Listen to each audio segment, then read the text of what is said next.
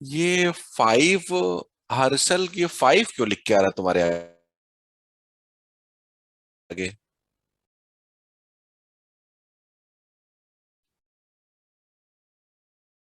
हम्म।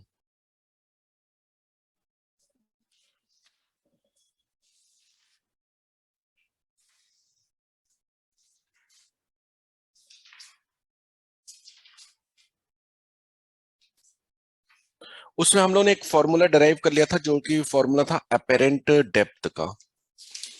Apparent depth का एक formula था जो कि हमने डिराइव कर लिया था।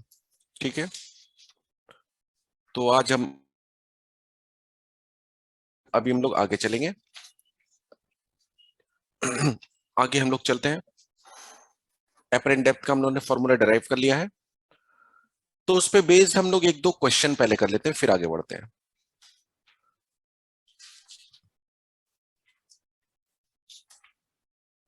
तो उस पे बेस्ड हम बहुत ही एक गुड क्वालिटी क्वेश्चन करेंगे, बहुत ही अच्छा क्वेश्चन करेंगे अपेरेंट डेप्थ पे बेस्ड। ठीक है ना, वो आपको थोड़ा सा डिफिकल्ट तो लग सकता है, लेकिन मुझे ख्याल से वही करना चाहिए। तो उस क्वेश्चन को मैं यहाँ पेस्ट करता हूँ, तो उसको मैं यहाँ पर इंटरनेट से लूंगा उस क्वेश्चन को, और मैं इसको यहाँ पर पेस्ट कर दूंगा। तो एक सेकंड बस रुकिए, मैं उसको इंटरनेट से लेता हूँ क्वेश्चन को। क्वेश्चन है, ऑब्जर्वर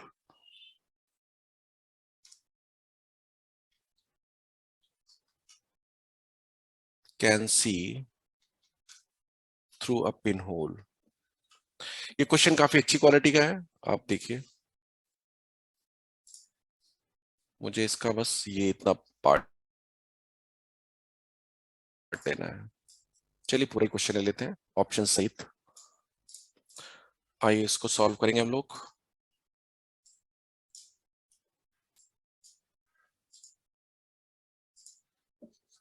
जस्ट मिनट, ये क्या हो गया है?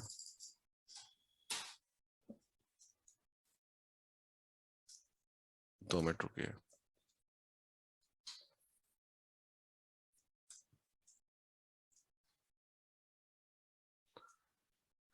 तो चलिए ये क्वेश्चन सॉल्व करते हैं। देखिए, an observer can see through a pin hole. देखिए ये एक पिन होल है यहाँ पर। तो ये एक पिन होल है, इससे ही ऑब्जर्वर देख सकता है। ठीक है ना, यहां से देख सकता है इस पिन होल से। At the hole pin hole the top of the thin height H. ये कोई एच हाइट का कोई यहाँ पे रॉड वगैरह रखी है, तो इसके टॉप को वो देख सकता है। ठीक है, टॉप को वो देख सकता है। मेरी वॉइस क्रैक हो रही है, ऐसा कैसे हो रहा है? मेरी सर वॉइस प्रॉपर आ क्रैक रही है। आ रही है ना? हाँ, वो क्लियर आ तुम्हारे रही एंड से कुछ प्रॉब्लम होगा, क्योंकि यहाँ पर मैं अभी 50 GB पर, सॉरी, 50 MBPS का यूज कर रहा हूँ मैं वाईफाई, तो नहीं होना चाहिए मेरे ख्याल से ऐसा। ठीक है, the beaker height is 3h। Beaker का हाइट 3h है, and its radius is h, और इसका रेडियस h है, तो ये नीचे वही डायमीटर आपको दिख रहा है पूरा 2h। When the beaker is filled with a liquid up to height 2h, then he can see the lower end of the rod, then the refractive index of the liquid is okay। तो यहां पे मैं ये diagram draw करता हूं।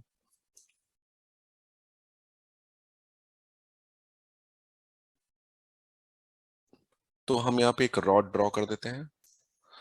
तो ये है हमारी रॉड।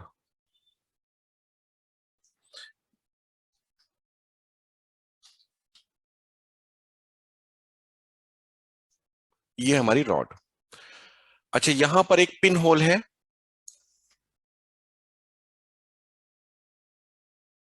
यहां पर एक पिन होल है, और पिन होल इस तरह से डिजाइन है कि अगर वो यहां से दिखता है तो उसको इस रॉड का सिर्फ टॉप एंड दिखेगा, सिर्फ टॉप वाला हेलो पोर्शन इस रॉड का दिखेगा, यानी ऐसे दिखेगा। हाँ बोलिए।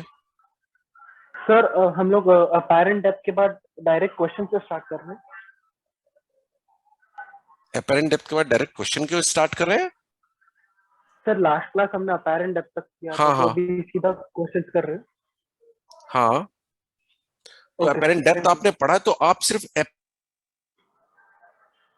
एपेरेंट, मैं क्वेश्चन नहीं स्टार्ट कर रहा हूँ, एपेरेंट डेप्थ पे बेस्ड एक अच्छी सी प्रॉब्लम कर रहे हैं, उसके बाद आगे की थ्योरी प्रोसीड करने वाले हैं। ऐसा कर रहे हैं ना? ओके सर, ओके सर, ठीक है। Thank you. तो ये आपकी आंख का लोकेशन ऐसा है कि आपको इस रॉड का सिर्फ अपर एंड दिखाई देता है। लेकिन अब क्या करने जा रहे हैं, अब हम इसमें करने जा रहे हैं कि इसमें 2h हाइट तक पानी भरेंगे। तो जब आप 2h हाइट तक पानी भरेंगे तब देखते हैं क्या होता है। तो h हाइट की आपकी रॉड है, तो 2h हाइट तक आप पानी भरिए ऐसे। तो ये मैंने 2h हाइट तक पानी भर दिया। 2h हाइट तक जब हम इसमें पानी भर देंगे,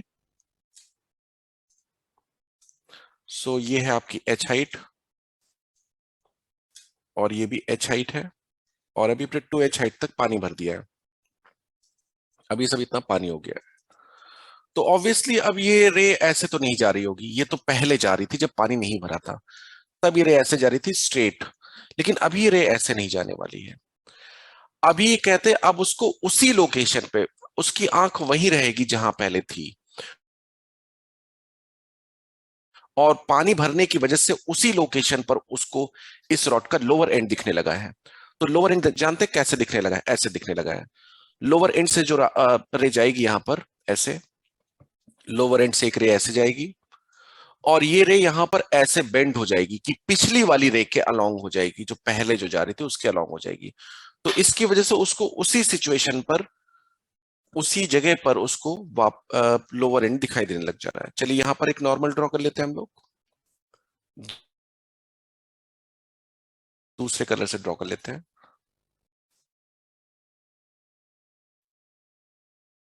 ये नॉर्मल हो गया, ठीक है। तो यहां पर देखिए ये जो है, this is the angle of incidence and this is the angle of refraction, और ये है म्यू वाटर, और ये है म्यू एयर, ठीक है ना। और अगर ये एंगल आई है तो ये भी एंगल आई होगा, और ये एंगल आर है तो ये एंगल भी आर होगा, ठीक है। चलिए, तो हम लोग क्या करते हैं, यहां पर हम लोग स्नेल्स लॉ यूज कर लेते हैं। तो यहां पर एक चीज और ध्यान से देख लेते हैं, ये आपका लेंथ, यहां पर इसका रेडियस है 2h, ये भी आप ध्यान से देख लीजिएगा, ठीक है ना। हमको बताना है इसका रिफ्रैक्टिव इंडेक्स, ओके। तो म्यू वाटर साइन आई, इधर का रिफ्रैक्टिव इंडेक्स, इधर का angle, equal to mu air sine r. Mu water is let's say mu और साइन आई, और म्यू एयर, एयर का रिफ्रैक्टिव इंडेक्स 1 लिया जाता है, ध्यान रखिए। सो म्यू एयर इज, ठीक है, हमारा ये फॉर्मूला हो गया। चलिए अब हम आई और आर के बारे में कुछ पता करते हैं कि आई और आर क्या है। यहां पर ये हाइट भी h है,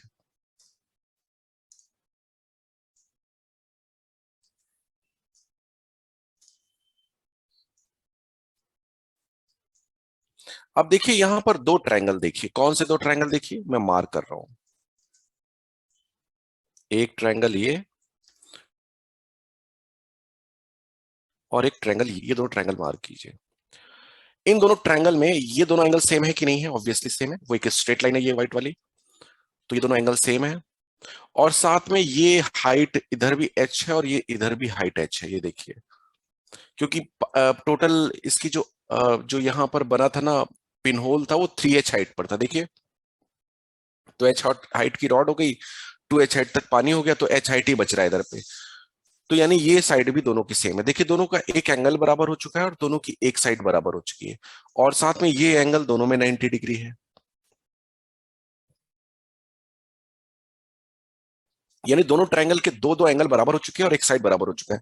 तो इसका मतलब ये है कि ये दो ट्रायंगल जो है वो कॉन्ग्रेंट है, तो दोनों ट्रायंगल कॉन्ग्रेंट है, ठीक है। तो इन दोनों ट्रायंगल कॉन्ग्रेंट हो जाने की वजह से फिर ये लेंथ इज इक्वल टू ये लेंथ होगी। अब पूरी लेंथ आपको पता है ये 2h है, क्वेश्चन में भी दिया गया, और वो दोनों लेंथ बराबर है। तो फिर मुझे कहना पड़ेगा कि ये लेंथ भी h होगी और ये लेंथ भी h होगी। अब यहां से मुझे r की वैल्यू मिल गई, देखिए r की वैल्यू अगर आप देखो यहाँ टेन आर, आप क्या लिख सकते हो, परपेंडिकुलर भी h है और बेस बेस भी h है। इस ट्रायंगल में देखो, इस ट्रायंगल में टेन आर को आप क्या लिख सकते हो, परपेंडिकुलर h और बेस भी h, यानी कि टेन आर इज 1, यानी कि r इज 45 डिग्री। तो r इज सर 45 डिग्री, तो यहाँ पे लिख सर देंगे साइन 45 डिग्री। हाँ बोलिए। सर वो आपने दोनों एच कैसे लिया, एक बार वापस बोलो ना। दोनों एज कौन सा, ये जब आप ये और ये पूछ रहे हो। नहीं नहीं, वो सिमिलर प्रूव होने के बाद आपने दोनों साइड को एच कैसे ले लिया? ये देखो ना, यहाँ पे 2h है ना, ये पूरा 2h है ना। अच्छा अच्छा, हाँ। हाँ, और उसमें दो इक्वल पार्ट्स हो रहे हैं तो ऑब्वियसली दोनों एच एच के ही होंगे। अच्छा साइन 45 म्यू। अब देखिए, अगर साइन 45 तो लिख गया, साइन 45 की वैल्यू 1/√2 लिख जाएगी। अगर अब यहाँ पर साइन आई और लिख जाए तो हमें म्यू की वैल्यू पता चल जाएगी। तो आइए साइन आई देखते हैं कैसे पता चलेगा। साइन आई भी बड़े आराम से पता चल जाएगा।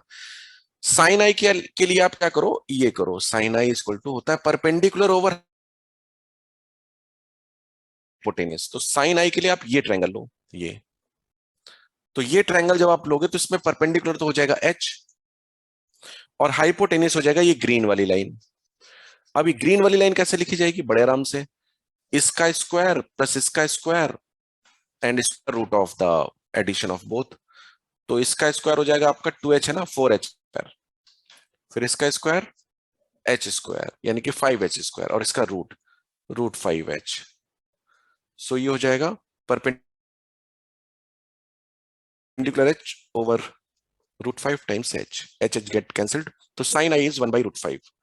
तो ये हो जाएगा यहाँ पे 1/√5, और साइन 45 इज 1/√2। तो यहां से म्यू की वैल्यू आ गई है √5/2, यानी कि इसका करेक्ट ऑप्शन बी है। इसमें बताइए किसी को दिक्कत है? ये क्वेश्चन आ चुका है एक बार जेई मेंस में, जेई मेंस नहीं, जेई शायद एडवांस में था जिसमें भी आया हूं। तो इसमें किसी को डाउट है क्या कुछ? ज्योमेट्री का इसमें बहुत अच्छा खासा यूज था, और कैलकुलेशन बहुत जरा सी थी, देखिए इतना 3 4 5 लाइन का है क्वेश्चन। चलिए आइए, तो अब हम लोग थ्योरी को आगे प्रोसीड करते हैं। हम लोग पहले पढ़ चुके थे एपरेंट डेप्थ, ठीक है सर ना? इसको पहले लिख लें। नहीं, इसको लिखना नहीं है, इसका पीडीएफ आपका शेयर हो जाएगा आपके ग्रुप पर, इसका पीडीएफ शेयर हो जाएगा। जब पीडीएफ आपका शेयर हो जाएगा तब आप इसको लिख इसलिए लीजिएगा क्योंकि फिर क्लास में पढ़ाएंगे ना तो वो इसके आगे से फिर वो पीडीएफ में रहेगा, पीडीएफ पता नहीं कहाँ चला जाएगा, फिर वो सही नहीं रहेगा। इसलिए आप जब ये पीडीएफ आपको मैं शेयर कर दूंगा तो आप इसको एक बार नोट कर लीजिएगा अपनी नोटबुक में, और फिर उसके आगे आगे से क्लास में पढ़ेंगे तो अच्छा रहेगा। अभी नहीं नोट करना है, अभी आप सिर्फ पेन पेपर लेके बैठे इसलिए क्योंकि बीच में कहीं कहीं कैलकुलेशन आएगी तो वो आपको करनी पड़ेगी बस। चलिए, इसके बाद एपरेंट डेप्थ के बाद अब हम लोग आगे चल रहे हैं shift due to glass slab. थोड़ा मुश्किल होगा लेकिन क्या करें, पढ़ाना पड़ेगा। ये shift due to glass slab, ये हमारा नेक्स्ट टॉपिक है। अब इसमें भी दो शिफ्ट हम पढ़ने हैं। पहला शिफ्ट हम लोग को पढ़ना है नॉर्मल शिफ्ट, तो हम इसमें पहला केस पढ़ने जा रहे हैं नॉर्मल शिफ्ट, और ज्यादातर हमें इसी का काम रहता है।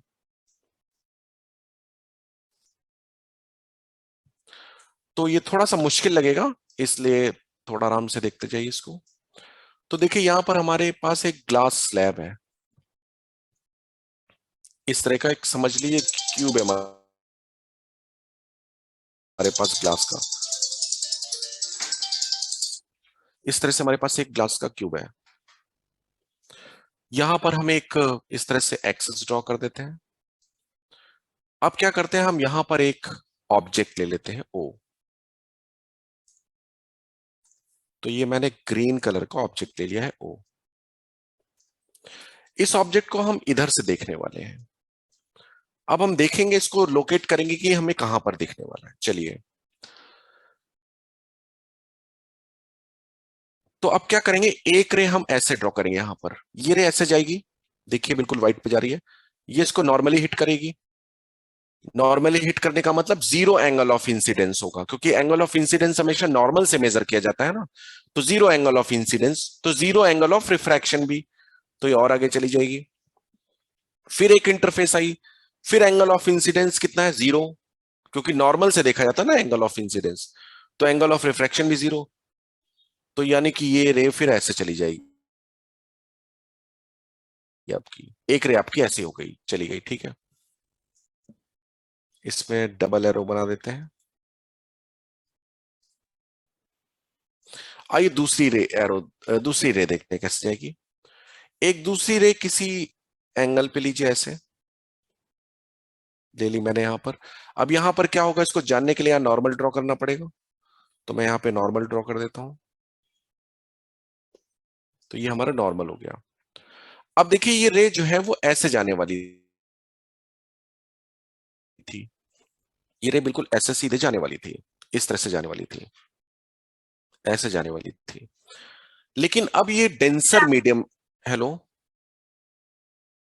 कौन बोला था अभी, लेकिन ये डेंसर मीडियम में जाने वाली है, तो टुवर्ड्स नॉर्मल बेंड होगी ऐसे।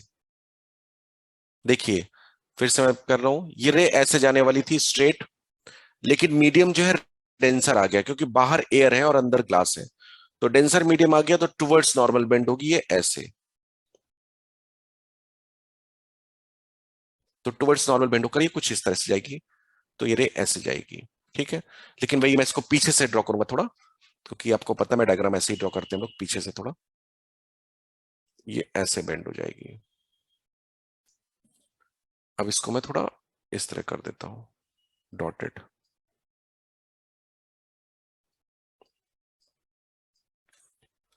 तो देखिए अब यहां सोचिए, थोड़ी देर के लिए सोचिए कि अगर आपकी आंख यहां होती ग्लास के अंदर, तो आपकी आंखों में ये दो रे पहुंचती, एक ये रे पहुंचती और एक ये रे पहुंचती। और ये दोनों रेस जब आपकी आंख में पहुंचती तो आपको ओ से नहीं आती लगती, आपको ये आई से आती लगती। ये बात सभी को विजुअलाइज हो रही कि नहीं, तभी आपको आई से आती हुई फील होती है ना। कि डाउट है किसी को इसमें, किसी को डाउट हो तो बोल दीजिएगा। तो ये रेज आपको आई से आती हुई फील होती। ठीक है, अब फिर से रिफ्रैक्शन होने का टाइम आ गया है। अब ये रे ऐसे जाने वाली थी, ये रे इस तरह से जाने वाली थी, लेकिन चूंकि मीडियम जो है वो रेयर आ गया है, डेंसर से रेयर में जा रही है, तो रेयर में जाने की वजह से away from the normal bend हो जाएगी, नॉर्मल से अवे दूर जा रही है, देखो नॉर्मल से ना, नॉर्मल से देखो दूर जा रही है ये, नॉर्मल से अवे बेंड हो जाएगी। तो ये कुछ ऐसे जाएगी, कुछ ज्यादा ही मेरी बेंड होगी, तो मैं उसको थोड़ा सही करता हूं, लाइक दिस, ऐसे जाएगी। तो अब आपकी आंखों में जब ये रे, ये वाली रे, जब आपकी आंखों में ये रे और ये रे पहुंचेगी, तो आपको दोनों रेस कहां से आती हुई लगेंगी, देखते हैं।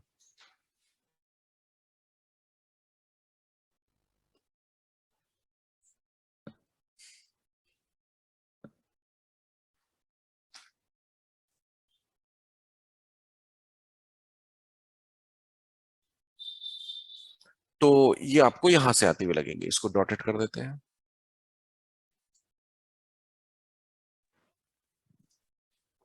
तो फाइनली ये रे आपको यहां से आती हुई लगेगी। तो ये हो जाएगी आपकी फाइनल इमेज I2। तो ध्यान रखिए ओ की जो पहली इमेज है, ओ की जो पहली इमेज है वो I1 बनी है, और I1 की फिर दूसरी इमेज बनी है I2। I2 is the final image जो कि इसको दिखाई देगी। अब हम यहां पर पता करने वाले हैं शिफ्ट, तो यही है हमारा शिफ्ट। शिफ्ट क्यों है, क्योंकि देखिए आपका जो ऑब्जेक्ट है वो ग्लास प्लेट से यहां पर रखा था, लेकिन ये थोड़ा आगे शिफ्ट होकर आपको दिखाई दे रहा है। फाइनली देखिए I2 पर दिखाई दे रहा है, तो ये आपकी तरफ शिफ्ट हो गया है। तो एक चीज हमेशा ध्यान रखिए कि जब भी आप किसी भी चीज को अगर ऐसे देखोगे, मैं किसी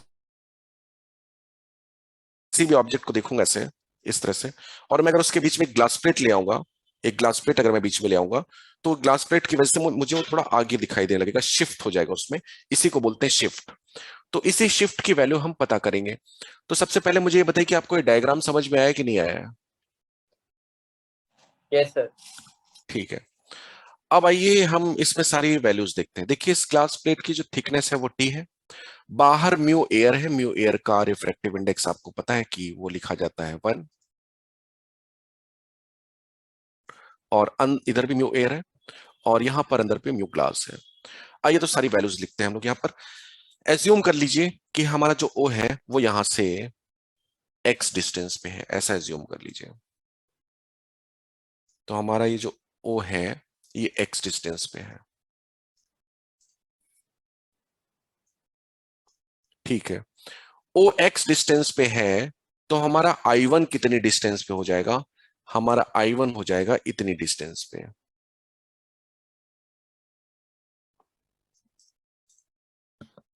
ये आप लोग को नहीं समझ में आएगा, आप अभी तुरंत पूछेंगे मुझसे। तो हमारा I1 हो जाएगा आपका इतनी डिस्टेंस पे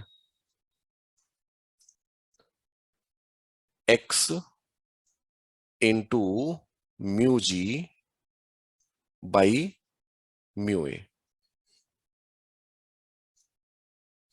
समझ में आया आपको कि नहीं आया होगा? किसी को वैसे नहीं समझ में आया होगा, किसको समझ में आ गया हो वो बताइए, क्योंकि किसी मेरे को को शायद तो समझ में आ गया हो ये कैसे लिखा है। सर आई गेस मेरे को समझ गया। सर वही चीज मैं 1091 होता है, आपने उस रेफरेंस में लिया है क्या?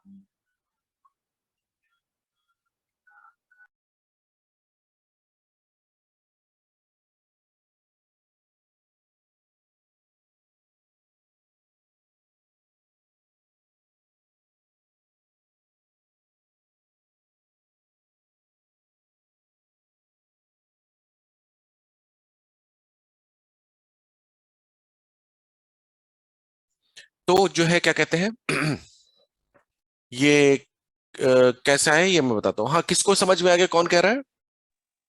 सर बोल रहा था कि ये ना ये शिफ्ट वाला ये यूज हुआ इधर, मतलब वो जो रिफ्रैक्टिव इंडेक्स है ग्लास का एयर के में, वो उतना रे शिफ्ट हो गया ऑब्जर्वर के लिए। नहीं नहीं, मतलब वो ठीक है, वो तो पहली बात तो ये शिफ्ट नहीं, this is not the shift. Shift तो ये लेंथ है, वो अभी फाइंड आउट होनी है। देखिए शिफ्ट ये लेंथ है, वो अभी हम नहीं फाइंड आउट कर पाए, तो ये शिफ्ट नहीं है पहली बात तो। ठीक है। अच्छा, ये कहां से कैलकुलेट हुई है दे देता हूं। तो मैं क्या करता हूँ, प्रीवियस पेज पे चलता हूँ और इससे भी प्रीवियस प्रीवियस पे चलता हूँ मैं। प्रीवियस कोई पेज ही नहीं है क्या? ये क्या हो गया, ये हैंग कैसे हो गया है? ओ माय गॉड, यही बंद हो गया मेरा। 2 मिनट रुको।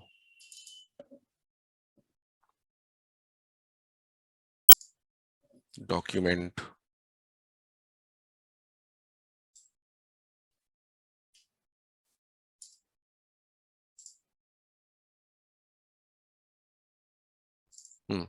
ये था ना हम लोग का प्रीवियस पेज। तो देखिए लास्ट टर्म में हम लोग ने क्या पढ़ा था, मैं वो आपको वो थोड़ा जल्दी से रिमाइंड कराता हूँ, क्योंकि उसी का यूज है यहाँ पर। ये हमारी इंटरफेस थी और यहाँ पर हमने कोई ऑब्जेक्ट लिया था। ध्यान से सुनिएगा, यहाँ पे हमने कोई ऑब्जेक्ट लिया था।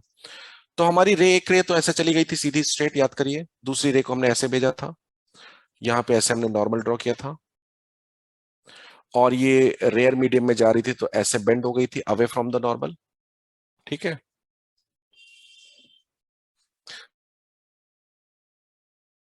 तो ये दोनों रेज जब हमारी आंखों में पहुंचेंगी तो हमें कैसा लगेगा, कहां से आती हुई फील होंगी हमको? ये हमको यहां से आती हुई फील होंगी, ये हमको यहां से आती हुई फील होंगी। तो ये ऑब्जेक्ट था और ये इसकी इमेज बन जाएगी आई। ठीक है, ये उसकी इमेज बन जाएगी। तो इसको मैं डॉटेड कर देता हूं, क्योंकि जो सॉलिड बनी है रे वही है। तो ये मैंने आपको बताया था, आपको याद होगा, ये है यहाँ पर एक्चुअल डेप्थ एच, और ये है एपरेंट डेप्थ। याद है कि नहीं याद है? हाँ sir, apparent depth is equal to mu observer हाँ, upon mu तो ये objective थी हमारी actual depth. Apparent depth. तो एपरेंट डेप्थ एच डैश को हमने कैसे लिखा था, एक्चुअल डेप्थ लिखी थी एच इंटू म्यू ऑब्जर्वर, मतलब जिसमें ऑब्जर्वर है, डिवाइडेड बाई म्यू ऑब्जेक्ट, यानी जिसमें ऑब्जेक्ट है, ऐसा लिखा था हमने, याद करिए। तो बस वही काम हम करने जा रहे हैं। इसको मैं पूरा रफ करता हूं, या इसको रहने दो यार, चलो आगे पहले देखते हैं। तो यहां पर देखिए, ये ऑब्जेक्ट है आपका, तो एक्स आपकी एक्चुअल डेप्थ हो गई, x is the actual depth, क्योंकि वो ऑब्जेक्ट रखा है ना, तो ऑब्जेक्ट की सिचुएशन एक्चुअल हो गई। लेकिन यहां से जब रे जाती है तो वो थोड़ा सा टूवर्ड्स नॉर्मल बेंड होती है, टूवर्ड्स नॉर्मल। मैं इस डायग्राम को अलग से भी थोड़ा बना देता हूं। देखिए एक रे ऐसे सीधी चली गई, एक रे ऐसे गई, और ये यहां से थोड़ा टूवर्ड्स नॉर्मल बेंड होगी ऐसे। तो टूवर्ड्स नॉर्मल बेंड होगी तो ये यहां से आती हुई फील होगी आपको I1 से। अगर आप अपनी आंख को यहां पर रखोगे तो ये I1 से आती हुई फील होगी। ठीक है, I1 से आती हुई फील होगी। तो थोड़ी देर के लिए अपनी आंख को आप यहां पे रखेंगे, तो वहां पे जब आप अपनी आंख को रखेंगे तो आपको कहां से आती हुई लगेगी, ये I1 से आती हुई लगेगी। तो वही है आपके लिए एक्चुअल डेप्थ क्या हो गई, x into mu observer, observer किस में है, म्यू ग्लास में, divided by mu object, object किस में है, एयर में। तो इसीलिए मैंने ये लिखा है यहां पर, आप चेक कर लो। अब बताइए समझ में आ रहा है सभी को कि नहीं? Yes sir.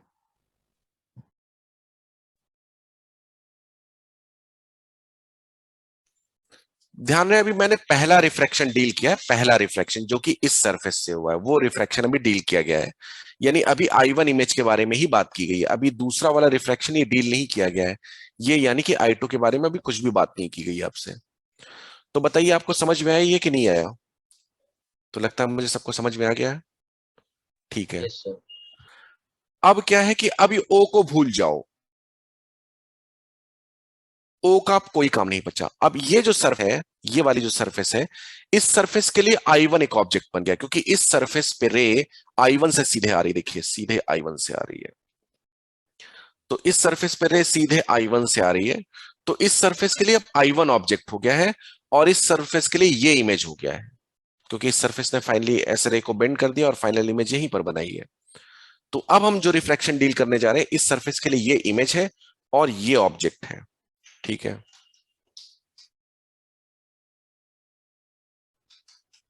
तो इस सरफेस के लिए एक्चुअल डेप्थ क्या हो जाएगी? ये जो पिछली बार आपने लिखी है, इसमें आप टी और ऐड कर दो, थिकनेस।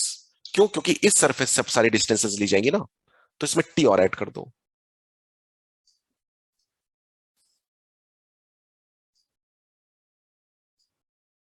टी और ऐड कर दिया, तो इस सरफेस से I1 की एक्चुअल डेप्थ कितनी हो गई? ये पूरी, यानी कि एक्चुअल डेप्थ हो गई आपकी T plus mu glass over mu air into x. This is the actual depth. तो एक्चुअल डेप्थ को हमें क्या लिखना है फिर? इमेज कहां पे बनानी है? Mu observer over mu object, यहां पर हमको इमेज बनानी है। तो अब म्यू ऑब्जर्वर क्या है, सुनिए, ऑब्जर्वर कहां है आपका? ऑब्जर्वर अभी बाहर निकल आया है, क्योंकि हम ये वाला रिफ्लेक्शन डील कर रहे हैं, ठीक है ना। इसको एक बार फिर से करते हैं, लिखते हैं, हाँ अब लिखते हैं। तो T plus mu ji over mu A times x, ये हमारी एक्चुअल डेप्थ हो गई है यहां से, ये पूरी एक्चुअल डेप्थ हो गई है। और एपरेंट डेप्थ हमें यहां पर लिखनी है, एपरेंट डेप्थ लिखनी है। तो एक्चुअल डेप्थ में हमें mu observer over mu object का डिवाइड करना है। तो म्यू ऑब्जर्वर अभी आप बाहर से देख रहे हो, तो जब बाहर से देख रहे हो तो म्यू ऑब्जर्वर है म्यू एयर, यहां से अभी आप देख रहे हो ना। म्यू ऑब्जेक्ट क्या है, जरा कोई मुझे बताया?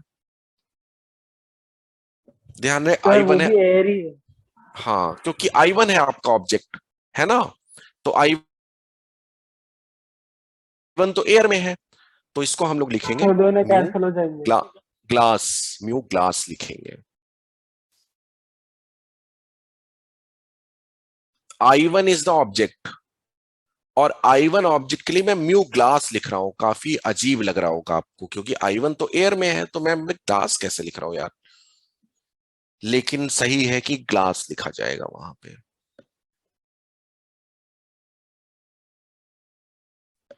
क्या इसको का रीजन किसी को समझ में आ रहा है? नहीं समझ में आ रहा है, तो इसका रीजन बताता सर हूं मैं क्या है। क्योंकि सर अगर नीचे न्यू एयर आएगा तो फिर वो दोनों कैंसिल हो जाएंगे। नहीं नहीं, ये कोई तो रीजन नहीं है कारण कि कैंसिल हो रहा, तो होने दो, वो तो मैथमेटिकल सर टर्म है। ये कोई रीजन नहीं क्योंकि है। सर क्योंकि वो जो रेज आ रही है ना I1 से, हम्म, वो बाद में ग्लास से रिफ्लेक्ट होके बाहर आ रही है, और है ना ऑब्जर्वर को लग रहा है कि वो I2 से आ रहा है। Very good. नहीं, I2 से नहीं, I2 से तो बाद में वो इमेज है, लेकिन अक्सा ने काफी जो है हद तक जो है अक्सा यहां पर सही आप बता रहे हो।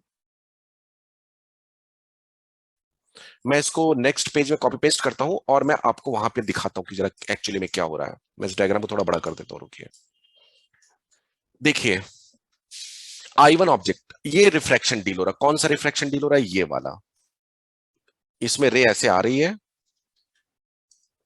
इसमें रे ऐसे आ रही है आपकी, और ऐसे जा रही है। ये रिफ्रैक्शन आप डील कर रहे हो, ठीक है। थोड़ा मोटे से बना देता हूं, रुकिए। ये ऐसे रे आ रही है और ऐसे जा रही है, ये रिफ्लेक्शन आप डील कर रहे हो। अब कई लोग का कहना है कि ये तो एयर से फाइनली आ रही है, तो आप एयर क्यों नहीं ले रहे हो? म्यू ऑब्जेक्ट की जगह एयर क्यों नहीं ले रहे हो? म्यू एयर क्यों नहीं ले रहे हो? एक्चुअली क्या है, देखो, एयर में ओ है, ध्यान से सुनना, एयर में ओ है, एयर में I1 नहीं है, I1 ग्लास में है। यानी कि जब आप इस लेयर को डील करोगे, जब इस लेयर को डील करोगे तो इस ग्लास को आप ऐसे एक्सटेंडेड मानोगे यहां तक, और ये कहोगे कि I1 उसी ग्लास में है और उससे ऐसे स्ट्रेट रे आ रही है और यहां पहुंचने के बाद रिफ्रैक्ट हो रही है। कितने लोगों को बात समझ में आई? सर समझ गया। नहीं सर, हाँ सर समझा। ग्लास एक्सटेंड क्यों हुआ समझा सर? हम्म, क्योंकि देखो ये जो रे आ रही है ना, ये तो एक्चुअली एक और देख लो, रिफ्रैक्शन के दोनों साइड में देख लो, इधर पे म्यू एयर है, इधर पे क्या है, म्यू ग्लास है ना। अब म्यू ग्लास के बाद बाहर फिर म्यू एयर हो गया है, ये उस स्नेल्स लॉ में नहीं आएगा। मेरी बात आप एक चीज फिर से समझो, देखो एयर में O है, एयर में I1 नहीं है, I1 तो इसी ग्लास में है, इस ग्लास को यहां तक एक्सटेंडेड माना जाएगा।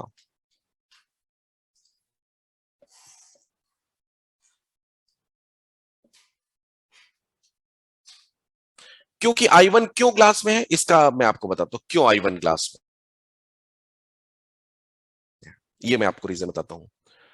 देखो I1 मिला कैसे, आपने इस रे को सीधे बढ़ाया आपने तभी मिला है, जब बिल्कुल सीधे एक्सटेंड किया तब मिला है आपको I1। और रे अगर स्ट्रेट चलती है ना तो मीडियम एक होता है, अगर मीडियम बदलेगा तो रे बेंड होगी। तो ये जो रे जो रेड वाली है, ये एक्चुअली कहां से मैंने बनाई है, ये पूरी है ना, ये पूरी एक सीधी स्ट्रेट रे है ना।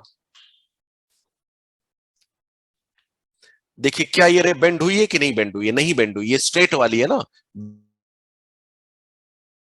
बेंड तो ये हुई है ना, जाके ये ऐसे जाके यहां पे ये बेंड हुई है ना, ओ से जो जा रही है, लेकिन वो तो बेंड नहीं है ना, वो तो सीधी रे बनी है ना। तो सीधी रे हमेशा एक मीडियम में काउंट की जाती है, तो जो मीडियम ये है वही मीडियम यहां भी काउंट किया जाएगा।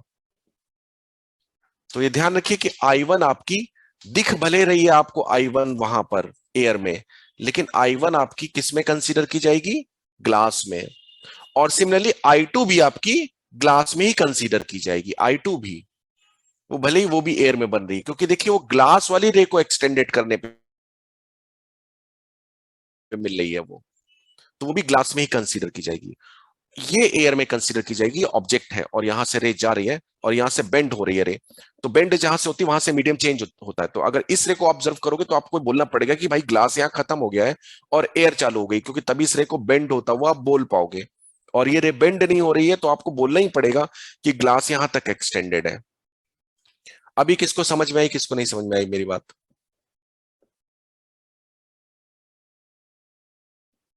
है लोग किस सभी को समझ में आ गया? सर समझ ठीक गया। है, ठीक है, आइए। तो अब आपको ये समझ में आ चुका है, तो अब देखिए ये अपेरेंट डेप्थ है, तो ये अपेरेंट डेप्थ हमको यहां से I2 की डिस्टेंस मिल गई, यानी कि हम इस सरफेस को डील कर रहे हैं, इस वाले को, इस वाले सरफेस को हम डील कर रहे हैं, तो यहां से हमें I2 तक की डिस्टेंस मिल गई है।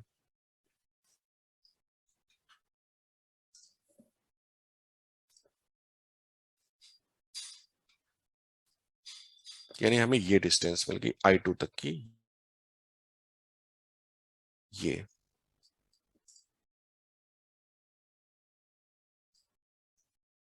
तो ये है अपेरेंट डेप्थ। आइए इसको कुछ नाम दे देते हैं, इसको हम लोग एक्स डैश नाम दे देते हैं। तो इसको हमने नाम दे दिया एक्स डैश, तो ये भी हमारा एक्स डैश हो गया, ये भी हमारा एक्स डैश हो गया। तो अब फिर वही बात है, हमें एक्स डैश नहीं पता करना है, हमें तो पता करना है OI2, because shift is OI2। हमें तो शिफ्ट पता करना ना, हेडिंग में भी लिखा है शिफ्ट इज OI2। तो OI2 कैसे पता चलेगा, इसको हम नाम दे देते हैं, चलो PO, P नाम दे देते हैं। तो OI2 ऐसे पता चलेगी, देखिए PO माइनस PI2, सही है क्या? और P से O तक का डिस्टेंस कितना है, P से O तक का, तो P से O तक का डिस्टेंस में देखिए ये तो T हो गया और ये T प्लस X हो गया, तो PO is T plus X। और PI क्या है, PI2 क्या है, PI2, PI2 ये X डैश है, देख लो PI2 इज X डैश, ये आपका PI2 है। तो ये है आपका एक्स डैश, तो ये minus mu a by mu g t plus mu g by mu a into x. तो ये हो जाएगा t plus x minus mu a by mu g times t, और माइनस एक्स आ जाएगा, इसको ब्रैकेट ओपन करोगे तो एक्स एक्स कैंसल होगा, तो यहां से आपको मिल जाएगा t times 1 minus mu a by mu g, यानी कि शिफ्ट का फॉर्मूला मिल गया आपको। ध्यान रहे ये फॉर्मूला आपको याद रखना है, T thickness of the glass slab 1 minus 1 by mu, यहां पे म्यू ए बाई म्यू जी है, तो म्यू जी बाई म्यू ए को कहते हैं हम लोग रिलेटिव रिफ्रैक्टिव इंडेक्स। मतलब किसी के भी रिफ्रैक्टिव इंडेक्स को एयर के रिफ्रैक्टिव इंडेक्स से डिवाइड कर दो तो वो कहलाता है रिलेटिव रिफ्रैक्टिव इंडेक्स, और इसको हम लोग म्यू से रिप्रेजेंट कर देते हैं। तो वही है, यहाँ पे डिनोमिनेटर में 1 बाई म्यू आ जाएगा, तो ये है हमारा क्या आ गया, नॉर्मल शिफ्ट। तो ये समझ में आया होगा आप लोगों को। सर हम्म सर ये म्यू सर किसका है? सर ये जो रिलेटिव रिफ्रैक्टिव इंडेक्स है ना, इसका हाँ क्या कह और रहे हो, तो नहीं कोई म्यू के बारे में भी किसी ने कुछ पूछा था, एक सेकंड रुकना जरा। अच्छा चलो अक्षर तुम्हें पहले पूछ लो, बाद में पूछते हैं, क्या पूछ रहे पूछो। मैं बोल रहा हूँ कि ये जो रिलेटिव रिफ्रैक्टिव इंडेक्स है वो नॉर्मल रिफ्रैक्टिव इंडेक्स के मैग्नीट्यूड से तो सेम ही होगा ना, क्योंकि स्पीड ऑफ लाइट बिल्कुल एयर का लाइट। बिल्कुल आपने सही कहा, क्योंकि एयर 1 है तो एयर का रिफ्रैक्टिव इंडेक्स 1 है, तो बिल्कुल सही कहा आपने कि वो वही रहेगा। हाँ और कोई कुछ पूछ रहा था। हाँ सर, तो जो रिफ्रैक्टिव इंडेक्स रहेगा, रिलेटिव मतलब वही रिफ्रैक्टिव इंडेक्स बट बिना यूनिट। क्या क्या और sir relative refractive index refractive index ही होगा मीडियम का, बट बिना यूनिट के। हाँ बिल्कुल, वैसे रिफ्रैक्टिव इंडेक्स की इटसेल्फ भी कोई यूनिट नहीं होती, रिलेटिव की तो होएगी ही नहीं, वो तो बात सही है, आपने यूनिट्स एंड डायमेंशन से सीधे बोल दिया कि म्यू बाई म्यू उसका यूनिट नहीं होगा, लेकिन म्यू का भी कोई यूनिट नहीं होता, क्योंकि म्यू होता है सी बाई वी, कहां से होगा आप खुद ही बताओ ना, speed of light into speed of light in that medium, किसका, जिसका कि रिफ्रैक्टिव इंडेक्स लिख रहे हो आप, तो म्यू का खुद ही नहीं होता, तो म्यू के रेशियो का तो ऑब्वियसली होने का कोई सवाल ही नहीं, मतलब म्यू के रेशियो का तो होगा ही नहीं, अगर इसका होता तब भी नहीं होता, लेकिन इसका भी डायमेंशन नहीं है।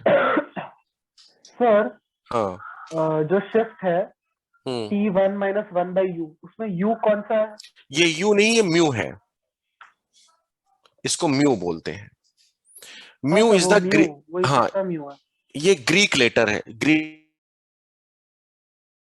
लेटर से, ये किसका म्यू है, ये है इस मीडियम का, ग्लास का रिफ्रैक्टिव इंडेक्स है विद रिस्पेक्ट टू एयर, ये है व्हाट इज म्यू, म्यू को ये कहेंगे रिफ्रैक्टिव इंडेक्स ऑफ ग्लास, ये बोलेंगे तो म्यू को, सर रुको, तो mu glass with respect to air, क्योंकि एयर नीचे डिवाइड किया ना, एयर वाले रिफ्रैक्टिव इंडेक्स से, देखिए। हाँ पूछिए क्या कह रहे हैं आप। तो सर वो उसको डायरेक्टली मतलब 1 बाई यू म्यू को directly mu air upon mu g नहीं लिख सकते? नहीं 1 बाई म्यू को देखो, यहाँ पे नीचे म्यू जी, सुनो सुनो, यहाँ पे म्यू जी है ना, नीचे म्यू जी है और ऊपर म्यू है, तो इसलिए नीचे म्यू आएगा, और मैं समझ गया आपका डाउट, आपका कहना है कि आप एक काम करो ना, म्यू ए बाई म्यू जी को म्यू ले लो, ये कहोगे ना आप, यही कहना चाहते हो। Yes sir. हाँ मतलब आप इनका सुनिए, सभी स्टूडेंट्स ध्यान से सुनिए, इनका बिल्कुल सही कहना है, इनका कहना है कि आप म्यू ए बाई म्यू जी इसको म्यू ले लो, और यहां पर आपका ये फॉर्मूला थोड़ा अच्छा दिखेगा, फिर वो 1 माइनस म्यू दिखेगा, जो अभी आपका 1 माइनस 1 बाई म्यू दिख रहा है, वो थोड़ा देखने में अच्छा लगेगा, 1 माइनस म्यू दिखेगा, और बस आपको यहां ये बोलना पड़ेगा कि reflective index of air with respect to glass, ऐसा बोलना पड़ जाएगा, बस इतना थोड़ा सा चेंज कर लो, आपका फॉर्मूला थोड़ा सही दिखेगा, यही मतलब है ना जैनिल आपका। Yes sir. हाँ तो इनका मतलब ये जो है, ये मतलब तो सही है, लेकिन हम ऐसा नहीं कर सकते क्योंकि वो गलत है, ठीक है ना, क्यों नहीं कर सकते, आप किसी भी बुक्स में देखेंगे तो ऐसे ही मिलेगा, अब वो गलत क्यों है, तो गलत वो इसलिए है कि हमने एक पैटर्न बनाया है कि हम हमेशा डेंसर मीडियम का रिफ्रैक्टिव इंडेक्स लिखते हैं रेयरर के रिस्पेक्ट में, कभी भी हम रेयरर का रिफ्रैक्टिव इंडेक्स से डेंसर के रिस्पेक्ट में नहीं लिखते। ये हमने अपना पैटर्न बना लिया है, ये हमने रूल बना लिया अपना। ये रूल है जो पूरी ऑप्टिक्स में चलता है। तो mu a by mu g नहीं लिखा जाएगा, म्यू जी बाई म्यू ए को म्यू माना जाएगा, लेकिन म्यू ए बाई म्यू जी को नहीं, म्यू नहीं माना जाएगा। अब जनरल आपका समझ में आया, कंफ्यूज दोनों की समझ में आ गया? हमेशा सर। हम डेंसर का रिफ्रैक्टिव इंडेक्स बताते हैं रेयरर के रिस्पेक्ट में, समझ रहे हो कि नहीं? कभी भी रेयरर का डेंसर के रिस्पेक्ट में नहीं बताते, यानी कभी भी हम mu a by mu g नहीं लिखेंगे, हम हमेशा mu g by mu a लिखेंगे। तो ये हो गया हमारा shift due to glass slab. तो इसको मैं एक बार नेक्स्ट पेज में और लिख दूंगा कि मैंने बताया क्या आपको, एक बहुत ही सिंपल सा डायग्राम बना के, क्योंकि वो डायग्राम बहुत ही ज्यादा कॉम्प्लिकेटेड है, उसमें सब कुछ प्रूफ किया गया है। तो एक सिंपल सा डायग्राम मैं और बनाता हूं और आपको सब कुछ बता देता हूं कि मैंने बताया क्या है। मैंने बताया ये है कि जैसे मान लीजिए यहां पर कोई ऑब्जेक्ट ओ है, तो उससे एक लाइट रे तो ऐसे जाएगी, सीधी निकल जाएगी, एक लाइट रे ऐसे जाएगी, ये थोड़ा ऐसे बेंड होगी और ये फिर ऐसे बेंड होगी अवे फ्रॉम द नॉर्मल। तो ये लाइट रे आपको यहां से आती हुई फील होगी। तो उसको मैं एक साथ बनाता हूं, ऐसे आती हुई फील होगी, ठीक है। तो यानी कि फाइनली अगर आपकी आंख यहां पर हो, यहां पे आपकी आंख हो, तो उसको ये ओ यहां पर दिखाई देगा, उसको ये ओ यहां पर दिखाई देगा। तो यही है आपका शिफ्ट। और इस शिफ्ट कितना होगा, इसका थिकनेस है टी, वो थिकनेस टी लिखा जाएगा ब्रैकेट में 1 - 1 बाई इस मीडियम का refractive index divided by outside medium का रिफ्रैक्टिव इंडेक्स। तो हम इसे लिखेंगे 1/μ, where mu is mu g by mu a. ये मैंने अभी आपको बताया शिफ्ट। ये समझ में आ गया कि नहीं आया? एक और इमेज है, वो मैंने अभी यहां नहीं बनाई सिंप्लिसिटी के लिए, जो I1 थी, ठीक है ना, I1 नहीं बनाई मैंने अभी आपको, क्योंकि फाइनल रिजल्ट बताया जो आया है। तो ये हमारा फाइनल रिजल्ट है। यानी कि जब भी आपकी आंख और ऑब्जेक्ट के बीच में अगर कोई ग्लास का स्लैब आ जाएगा, तो ये उस ऑब्जेक्ट को थोड़ा आगे शिफ्ट कर देगा, आपको ऐसा लगेगा कि ऑब्जेक्ट थोड़ा पास आ गया है। तो ये है shift due to glass slab. चलिए अब इसी में एक केस है। अच्छा पहले दूसरा वाला पार्ट पढ़ लेते हैं।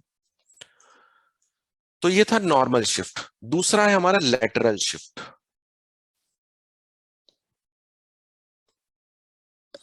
लेटरल शिफ्ट कोई खास इंपॉर्टेंट नहीं है, मतलब इस पे बेस्ड क्वेश्चंस जनरली नहीं बनते हैं और ना ही ज्यादा पूछे जाते हैं।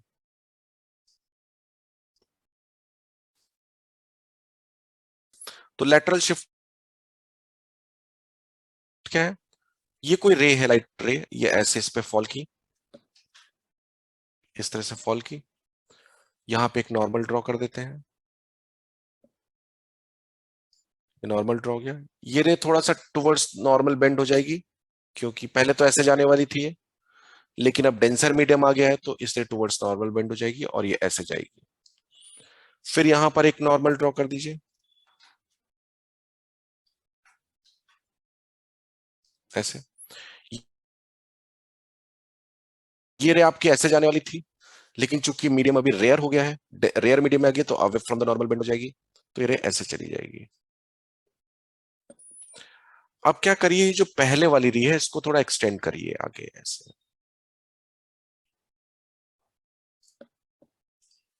इसको अब मैं थोड़ा सा डॉटेड कर दूंगा।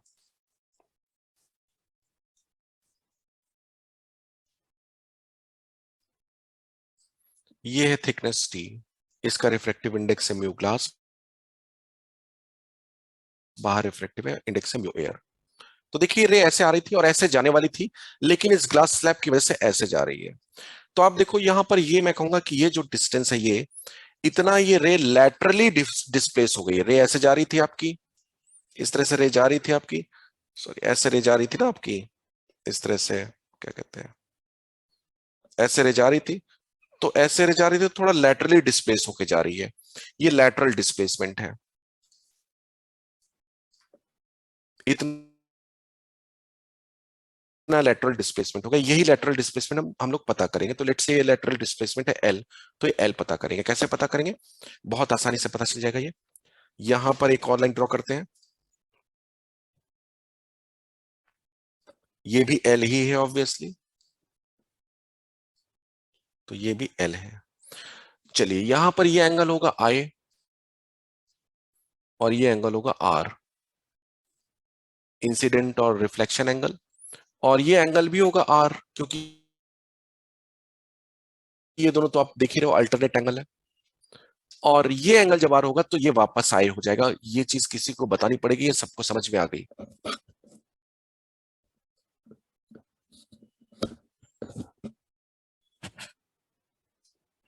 ये एंगल आई होगा, इसमें किसी को कंफ्यूजन है कि सबको समझ में आ गया है? ये नहीं सर, समझा। समझ गया ना? ठीक है। तो आइए एल कैसे पता करेंगे। एल हम लोग बड़े आराम से पता कर लेंगे। अब देखो ये पूरा एंगल आई है, तो ये भी पूरा एंगल आई होगा, वर्टिकली अपोजिट एंगल है, ये भी पूरा आई होगा, जिसमें से कि इतना आर है, तो यानी कि जो नीचे वाला पोर्शन है ये आई माइनस आर है। चलिए इस पॉइंट को नाम दे दीजिए आप ए और इसे नाम दे दीजिए आप बी।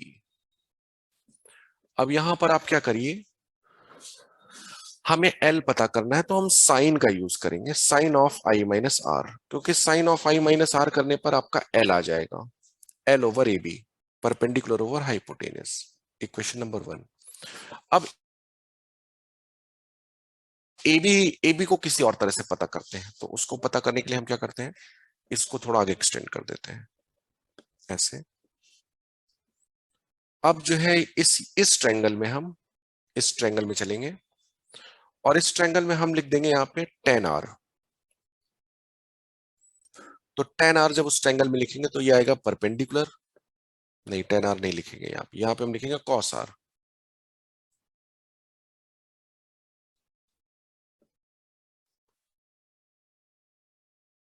कॉस आर, तो कॉस आर होता है बेस ओवर हाइपोटेनस, तो बेस ये हो जाएगा, क्योंकि मैं इस ट्रायंगल के बारे में बात कर रहा हूं, इस ट्रायंगल के बारे में, तो बेस ये हो जाएगा, तो बेस इज टी थिकनेस और ओवर ए बी। इन दोनों इक्वेशन को डिवाइड कर दीजिए, तो लेफ्ट हैंड साइड में आपका आएगा sine i minus r over cos r is equal to l by t. तो यहां से आपका आ जाता है l t sine i minus r over cos r. ये रिजल्ट है। ये रिजल्ट तो मुझे लगता नहीं कि बहुत ज्यादा इंपॉर्टेंट है, आपको इसको याद करने की जरूरत है, इस रिजल्ट को आपको याद रखने की जरूरत नहीं है। और मान लीजिए अगर इसकी जरूरत पड़ भी गई तो मुझे लगता है कि ये 2 मिनट में डराइव हो जाएगा, ऐसा कुछ करेंगे आपको रिलेशन मिल जाएगा, तो इसको याद करने की जरूरत नहीं है। लेकिन ये रिजल्ट जो है पीछे वाला, ये याद करने की जरूरत है इसको, ये बहुत इंपॉर्टेंट है, पूरी रे ऑप्टिक्स में यूज होगा ये। तो ये था हमारा लैटरल शिफ्ट। अब some important cases. Sir sir hmm sir मेरे को एक डाउट था। हम्म जैसे हम लोगों ने देखा कि अगर शिफ्टिंग बाय ग्लास स्लैब में हम्म ग्लास के अराउंड एयर होना, तो मतलब ऑब्जेक्ट जितना दिखना चाहिए उससे ज्यादा करीब दिखता है ना ग्लास के। हम्म हम्म मेरा डाउट था कि अगर ग्लास के बाजू में वाटर हो हम्म तो वो ऑब्जेक्ट जितना जिधर है उससे दूर हम्म। दिखेगा ना, क्योंकि वाटर में स्पीड ऑफ लाइट कम हो जाता है तो ग्लास से। बिल्कुल देखिए, इनका एक वैलिड क्वेश्चन है, एक्सा का वैलिड क्वेश्चन है, और इस वैलिड क्वेश्चन का मैं आंसर देने वाला हूं। और इनका आंसर मैं अपने इसी इंपॉर्टेंट केसेस में अपने आप मिल जाएगा, इसका आंसर इनको देने की जरूरत ही नहीं है। इसमें जरा पढ़िए तो आपका सारा इसमें डाउट दूर हो जाएगा। शिफ्ट, नॉर्मल शिफ्ट,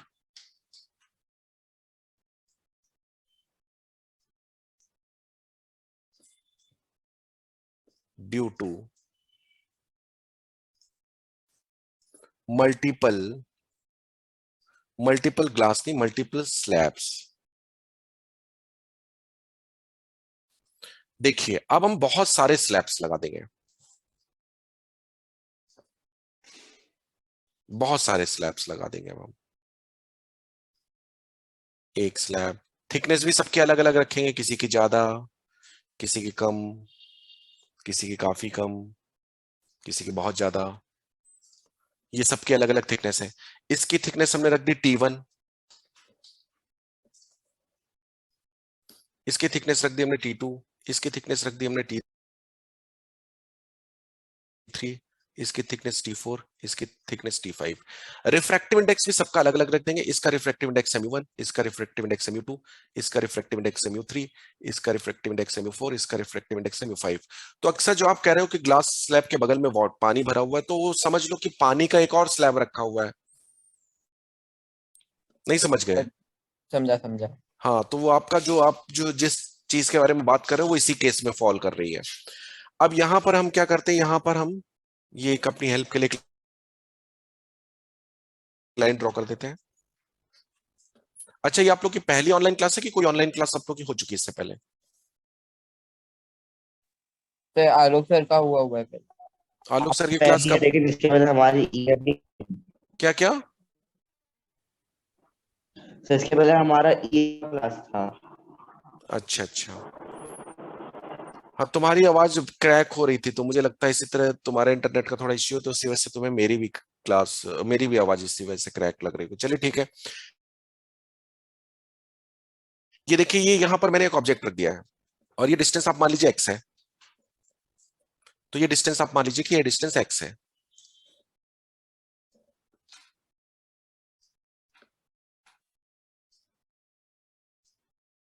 तो ये डिस्टेंस आपकी x है। अब कुछ इधर पे आप इसको देख रहे हो, तो इसमें कितना आगे आपको कितना शिफ्ट मिलेगा ये हमें देखना है। तो एक्चुअली इंडिविजुअली हर ग्लास उसको शिफ्ट करेगा। बाहर एयर रखिए, बाहर इधर पे एयर है, तो हर ग्लास उसको इंडिविजुअली शिफ्ट करेगा। तो टोटल शिफ्ट आपको पता है कितना आएगा? Shift produced by the slab one, that is T1, 1 minus mu1 over mu air. Shift produced by glass slab 2, T2, 1 minus उसका refractive index mu2 divided by outside का medium का रिफ्रैक्टिव इंडेक्स mu1। तीसरा T3, 1 minus mu a by mu3 plus T4, 1 minus mu a by mu4 plus T5, 1 minus mu a by mu5। ठीक है ना? This is the shift. ये shift देखने में expression सुंदर नहीं लग रहा है, लग रहा है किसी बेवकूफ ने लिखा हुआ है, तो इसको थोड़ा अच्छे से ढंग से लिख देते हैं। Sigma Ti 1 minus mu a by mu i, where i varies from 1 to 5। अभी लग रहा है किसी सही से लिखा गया है एक्सप्रेशन। ठीक है, तो ये समझ में आपको आया कि नहीं आया? इसमें एक आपको डाउट होगा, अगर आप डाउट वो पूछेंगे तो ठीक है, नहीं मैं अपनी तरफ से वो डाउट उठाऊंगा अभी आपके सामने। तो ये समझ में आया आपको कि नहीं आया? Yes sir. अब इसमें मुझसे कोई स्टूडेंट डाउट ये पूछेगा कि जैसे आपने T2 लिखा है, स्टूडेंट एक मुझसे कोई डाउट ऐसे पूछेगा, आप लोगों ने पूछे नहीं इसलिए मैं खुद ही पूछ रहा हूँ, कि जैसे उस वो मुझसे एक्सप्रेशन में क्या पूछेगा, वो कहेगा जैसे आपने T2 लिखा है, तो ठीक है, ये इसका आपने लिखा है कि शिफ्ट प्रोड्यूस्ड बाय दिस, ठीक है, तो ये T2 लिख दिया आपने, ठीक है, और 1 माइनस इसका रिफ्रैक्टिव इंडेक्स mu2 लिख दिया, और डिवाइडेड बाय आउटसाइड मीडियम का रिफ्रैक्टिव इंडेक्स आपने mu1 क्यों लिखा? इसके आउटसाइड में तो mu3 और mu1 दो अलग अलग है, तो आप यहाँ पे म्यू एयर कैसे लिख रहे हो? तो क्या जवाब दूं मैं उसको? फिर तो ऐसे वो इसके बारे में भी मुझसे बोलेगा कि यहाँ भी mu3 के बाहर में mu4 और mu2 है, यहाँ पे आप कह रहे हो कि आउटसाइड का mu a है, और वो mu1 और mu5 में भी वो कहता है कि चलो आप वहां पे लिख दे रहे हो, लेकिन वहां पे भी ढंग से तो नहीं लिखना चाहिए, क्योंकि एक ही तरफ म्यू एयर है, दूसरी तरफ तो वहां भी म्यू एयर नहीं है, लेकिन आपने यहाँ लिख दिया है। जबकि यहां पर जो आप इस कॉन्सेप्ट को जो आपने जिस एक्सप्रेशन को जब डिराइव किया था, तब तो आपके दोनों तरफ म्यू एयर था ना, तब आपका यहाँ पे म्यू एयर आ रहा था। तो यहां तो दोनों तरफ सेम मेटेरियल मीडियम नहीं है, तो यहां कैसे ये फॉर्मूला यूज कर रहे हो? तो क्या जवाब दिया जाए उसको, आप में से कोई बताइए।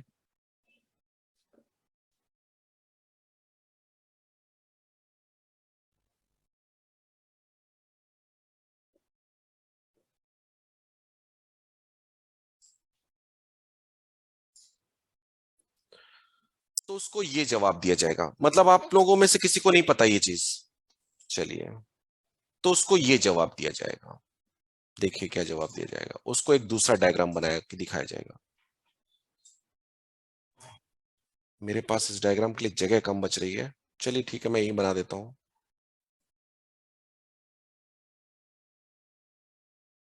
उसको क्या जवाब दिया जाएगा देखिए।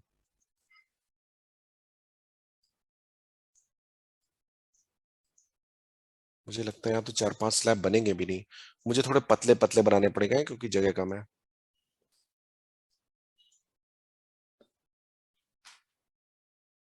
5 है ना।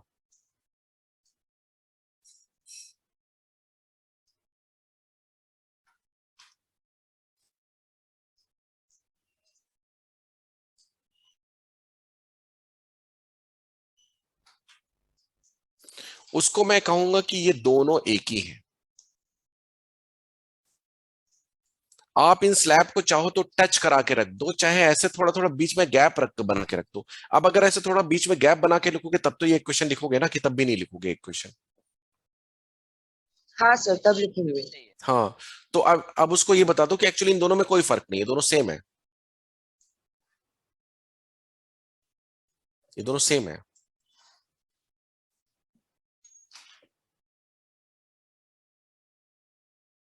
तो ये हो जाएगा आपका shift due to multiple glass slab था, ठीक है ना।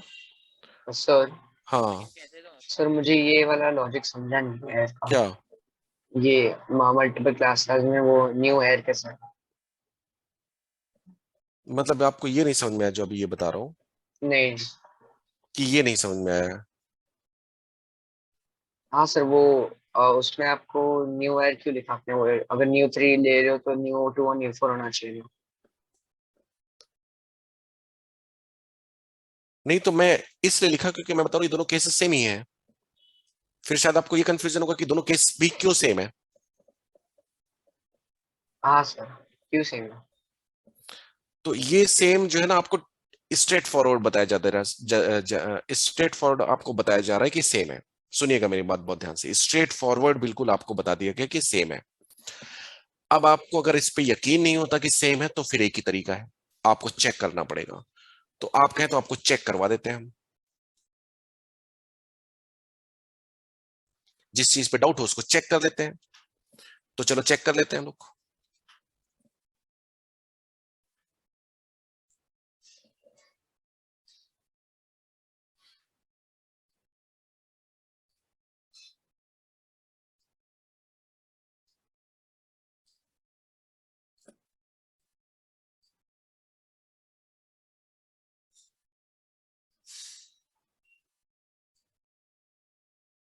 भाई मेरा कहना है ऐसे रखो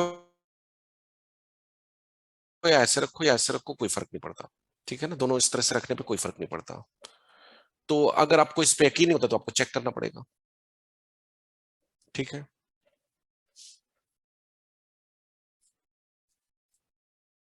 अब इसको चेक करने के लिए हम लोग क्या करें, रे का हमें पाथ ड्रॉ करना पड़ेगा।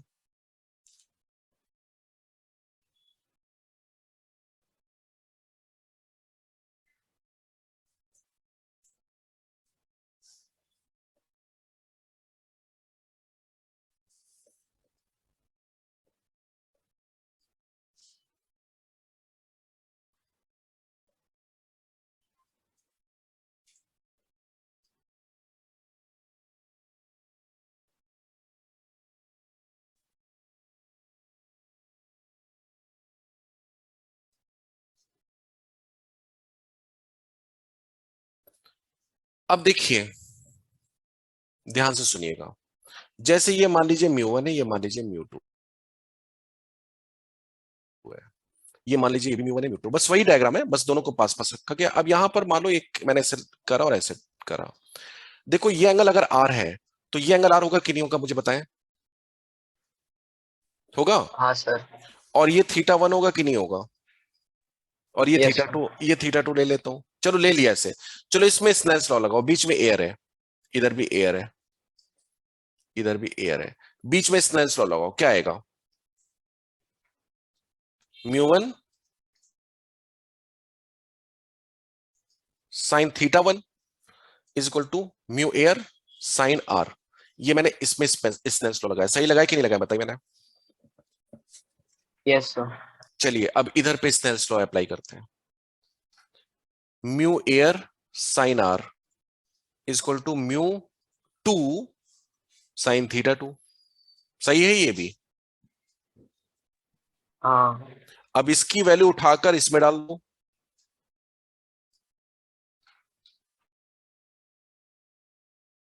तो क्या आ जाएगा?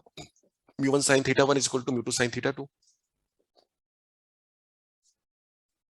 होगा। हाँ सर। ये एक्चुअली ये चीज है।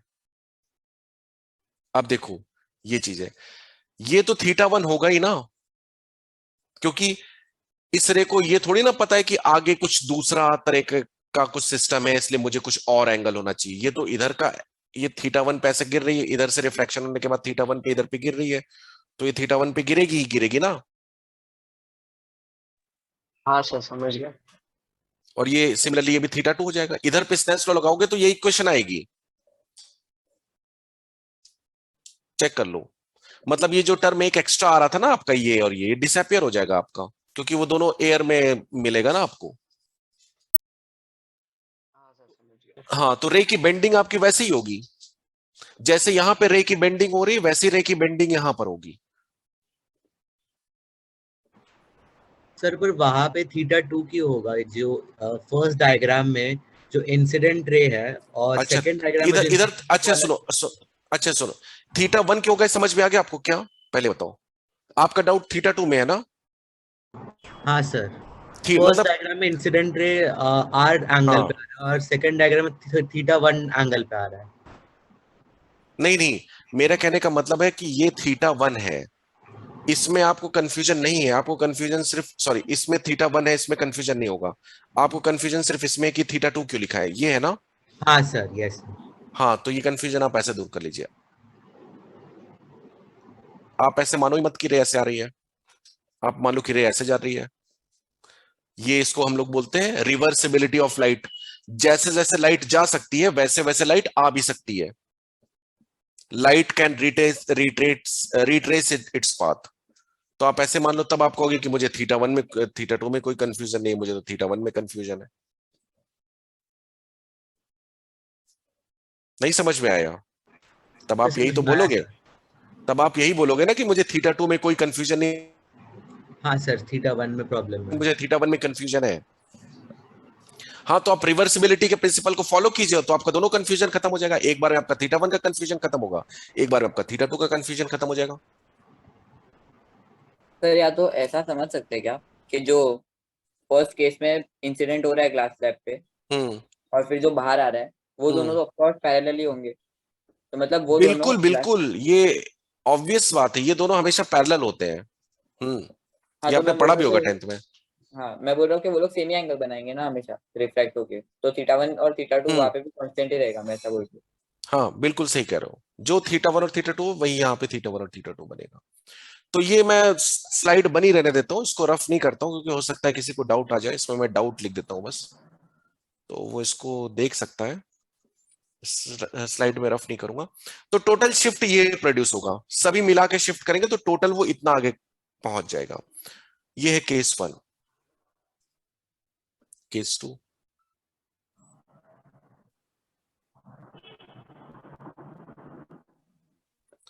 केस 2 में कुछ नहीं है, बस नॉर्मल शिफ्ट है, वहां पे भी वही है आपका केस 2 में। आप समझ ही गए होंगे मैं कौन सा केस बताने जा रहा हूं।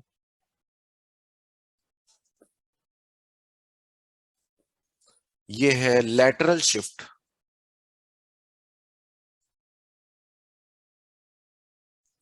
Due to multiple glass slab.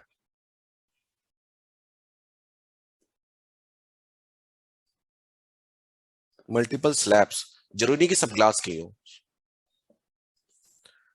तो ये भी वैसे ही होगा।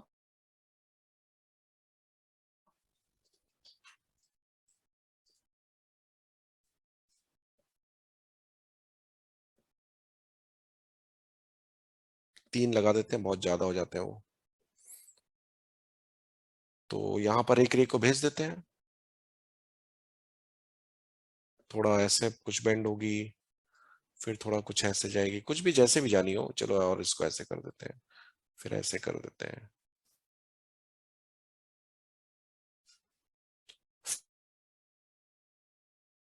फाइनल वाली इंसिडेंट के पैरेलल ही जाएगी।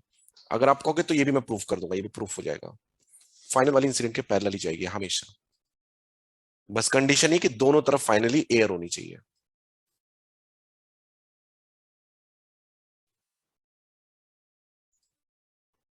μ1 μ2 μ3, इधर पे mu air, thicknesses T1 T2 T3। तो टोटल यहां पर जो लेटरल शिफ्ट मिलेगा आपको ये, तो L आपको ऐसे लिखा जाएगा। सभी का लेटरल शिफ्ट आपको ऐड करना पड़ेगा। तो लेटरल शिफ्ट का फॉर्मूला ये है, ठीक है। तो इस फॉर्मूले को हम लोग लिख देंगे। तो इसको ऐसे ना लिख करके आप ऐसे लिख दीजिए, L1 plus L2 plus L3, क्योंकि फिर मुझे सभी के एंगल भी मार्क करने पड़ेंगे ना। तो सभी का लेटरल शिफ्ट का सम जो होगा वो टोटल लेटरल शिफ्ट होगा। फॉर्मूला मैं उसलिए नहीं लिख रहा हूं क्योंकि फिर मुझे यहाँ पे सबके आई और आर मेंशन करने पड़ेंगे। तो क्वेश्चन जो दिया जाएगा हमें, उसमें आई और आर हमें पता चल जाएंगे, तो हम उसी से फॉर्मूले से लिख देंगे। तो इसमें भी हम ऐसे ही करते हैं। अब एक और बहुत इंपॉर्टेंट चीज, मैंने आपको बताया कि इनके बीच में थोड़ा थोड़ा गैप कर दो और एयर डाल दो तो कोई फर्क नहीं पड़ेगा, हमारा फॉर्मूला ये रहेगा। बिल्कुल सही बात है। और एक चीज और, इनका मैं ऑर्डर चेंज कर दूं तब भी कोई फर्क नहीं पड़ेगा। जैसे कि μ1 ऐसे और μ2 ऐसे, मैं उनको ऐसे कर दूं, इसको सबको रीअरेंज कर दूं, μ1 पहले कर दूं, μ3 बाद में कर दूं, फिर पहले सबसे पहले μ5 कर दूं, फिर μ2 μ4 की जगह डाल दूं, कुछ भी आप इसको रीअरेंज कर, शिफ्ट आपका इतना ही आएगा। क्योंकि इस एक्सप्रेशन में क्या होगा, इसको रीअरेंज करोगे तो ये पहले और बाद में लिख जाएंगे और थोड़ी ना कुछ होगा, सम तो सबका होगा ही। ये जस्ट ऐसे है कि 3 + 5 + 8 लिखा है और बाद में आपने 8 + 3 + 5 लिखा है। तो अगर आप इनको रीअरेंज भी करेंगे तो भी आपके टोटल नॉर्मल शिफ्ट पे कोई असर नहीं पड़ेगा, वो उतना ही रहेगा। और सिमिलरली इसमें भी अगर आप इनको रीअरेंज कर देंगे तो भी टोटल शिफ्ट आपका इतना ही रहेगा, ठीक है। नेक्स्ट, ये जो मैंने फॉर्मूला आपको बताया है, कई लोग ये फॉर्मूला नहीं लिखते हैं, एक दूसरा फॉर्मूला लिखते हैं। कई लोग दूसरा फॉर्मूला लिखते हैं। वो दूसरा फॉर्मूला क्या होता है, वो ये शिफ्ट वर्ड का यूज नहीं करते, वो यूज करते हैं एपेरेंट डेप्थ का। वो ये एक्सप्रेशन नहीं, वो लिखते हैं एपेरेंट डेप्थ। ये एपेरेंट डेप्थ का मतलब क्या है? एपेरेंट डेप्थ का मतलब ये नहीं बताएंगे कि ओ का इमेज कितना आगे शिफ्ट हो रहा है, वो ये बताएंगे कि जो नया वाला इमेज है उसका डेप्थ कितना फील होगा यहां से, ये बताएंगे वो। तो एक्चुअली जो लोग ऐसा करते हैं वो लोग और हम लोग दोनों ही सही है, और हम लोग सेम एक्सप्रेशन ही लिख रहे होते हैं, बस हमारा स्टाइल अलग होता है बस खाली। वो एपेरेंट डेप्थ को कैसे लिखेंगे, देखिए। वो कहेंगे कि एक काम करो, ये आंख जो है ना, ये आंख यहाँ पे मानी जाती है जनरली, इसको यही बना देते हैं। तो वो ये कहेंगे कि जो एक्चुअल डेप्थ है वो कितनी है, देखो, x + T5 + T4 + T3 + T2 + T1, this is the actual depth. यानी एक्चुअल डेप्थ क्या है, ये है x + T5 + T4 + T3 + T2 + T1, this is the actual depth. और एक्चुअल डेप्थ जो है उसमें से आप शिफ्ट कम कर दो, जितना शिफ्ट होता है उतना सब्ट्रैक्ट कर दो। मतलब कि एक्चुअल डेप्थ ये है और कितना इमेज आगे आ रही है शिफ्ट, मतलब शिफ्ट वो भी लिखेंगे, उतना कम कर दो। तो ये जो लेंथ होगी ये एपरेंट डेप्थ होगी कि नहीं होगी, बताइए।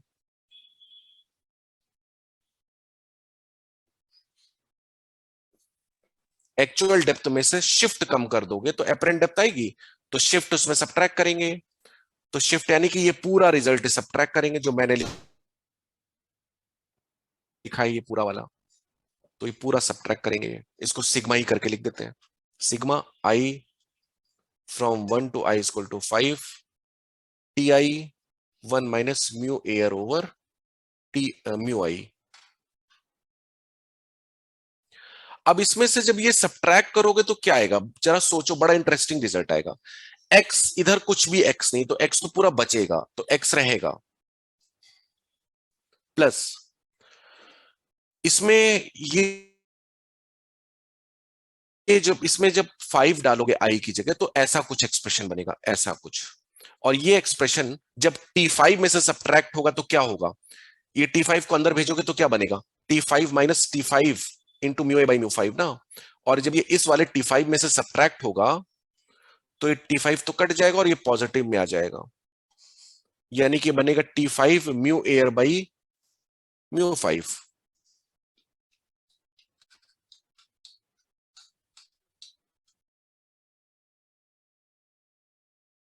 तो ये बनेगा t5 ओवर म्यू 5। इसी तरह t4 में जब ये वाला एक्सप्रेशन सब्ट्रैक्ट होगा तो ये बचेगा t4 ओवर म्यू 4, फिर t3 over mu 3 plus t2 over mu 2 plus t1 over mu 1।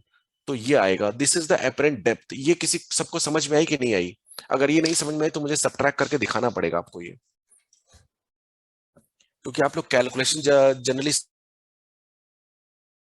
समझ नहीं पाते जब मैं बड़ी कैलकुलेशन कोई कर देता हूं। तो ये आएगा कि नहीं आएगा बताइए, किसी को नहीं समझ में आया तो बताइए। मैं तो समझ गया। सभी को समझ में आया? पलांश यस सर, समझा। और एक दो से और पूछते रुको। और मोहक समझ में आया आपको ये? मोहक, सर मुझे समझ में नहीं आया। मोहक, चलो मुझे लगा कि मोहक लगता है मीटिंग चालू करके कहीं गया हुआ है। चलो, और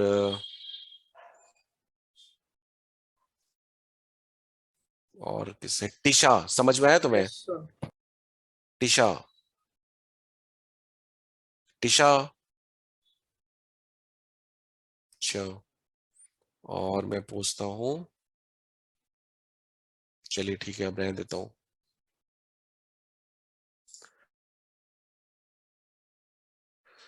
ठीक है, सर मुझे भी नहीं समझा, एक बार वापस समझाओ ना। देखिए एक्चुअली हाँ ये तो चीज, मुझे भी नहीं समझा, फिर से समझा। ये चीज समझ में आ रही है जो लिखी कि नहीं, पहले बताओ। हाँ सर। एक्चुअल डेप्थ में से अगर आप शिफ्ट वाला जो मैंने एक्सप्रेशन फाइंड आउट किया, अगर एक्चुअल डेप्थ में से शिफ्ट आप सब्ट्रैक्ट कर दोगे तो अपेरेंट डेप्थ आएगी कि नहीं आएगी, ये चीज समझ में आ रही कि नहीं आ रही है? हाँ सर। हाँ तो वही किया गया, ये एक्चुअल डेप्थ ये है कि नहीं बताओ, ये पहले आप बताओ कि एक्चुअल डेप्थ ये है कि नहीं है। यहां से लेके ऑब्जेक्ट तक की सारी डिस्टेंसेस ऐड कर डालो, t1 thickness plus t2 thickness plus t3 thickness plus t4 thickness plus t5 thickness plus x, ये एक्चुअल डेप्थ हो गई। और माइनस ये यस सर। Total shift. अब इसमें से ये ऊपर वाला पूरा एक्सप्रेशन सब्ट्रैक्ट करने पे ये आएगा। अब आप कहो तो मैं करके बताऊं, उसमें टाइम थोड़ा सा वेस्ट होगा, लेकिन आप घर में अगर करोगे तो हो जाएगा, वो आपको समझ में आ जाएगा कि हाँ सही सर एक बार के लिए बता नहीं आ सकते रहा हो है। क्या आप आज के लिए बस? ठीक है, क्या आज के लिए क्या कर सकते हैं? बता सकते हैं क्या वो एक बार, फिर हम घर पे भी ट्राई कर लेंगे। अरे यार सब्ट्रैक्ट ही तो करना है, चलो बता रहा हूं, सिर्फ सब्ट्रैक्ट करना है। x प्लस,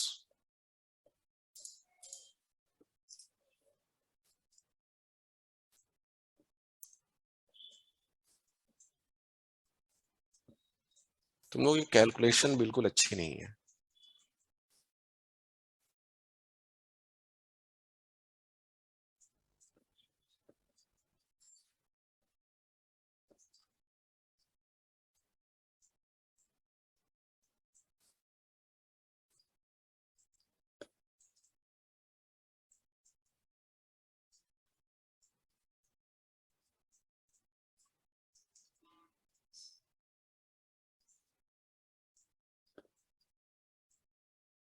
एक तो मैंने 5 5 स्लैब ले लिए, 3 लिए होते तो ज्यादा अच्छा था, लेकिन मुझे क्या पता था कि तुम लोग इतना सब ट्रैक करवाओगे मुझसे।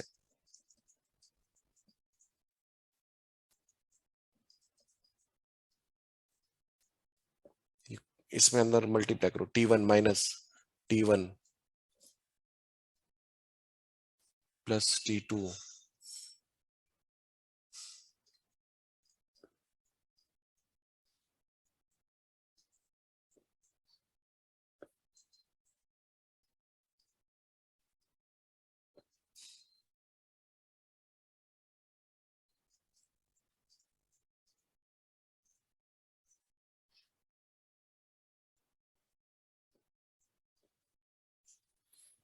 सबट्रैक्ट कर दीजिए।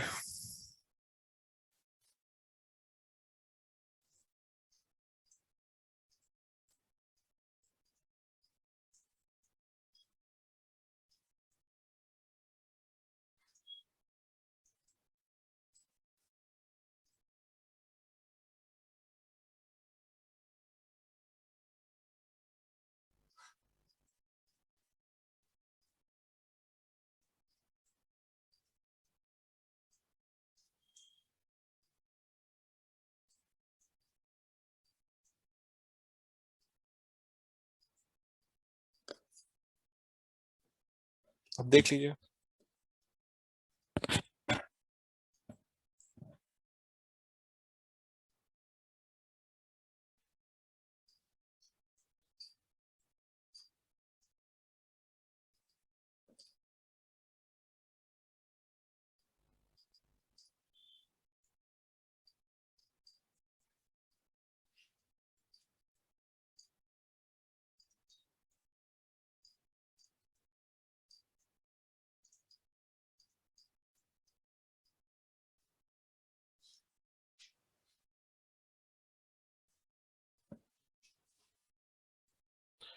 जैसे इधर पे है μ1 और इधर पे है μ2 और ये है ऑब्जेक्ट, इस इधर कर देते हैं एक फिश, फिश, और इधर कर देते हैं कोई आदमी है, ठीक है ना, ऑब्जर्वर।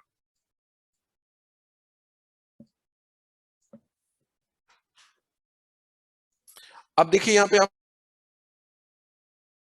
आपसे मैं दो क्वेश्चन पूछता हूं। पहला, apparent depth of fish as seen by observer.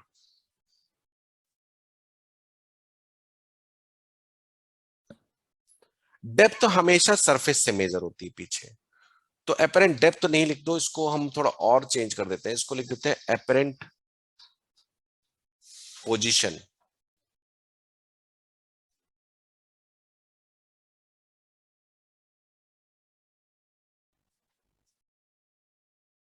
As seen by observer. अरे क्या मैं लिख रहा हूं, apparent position of fish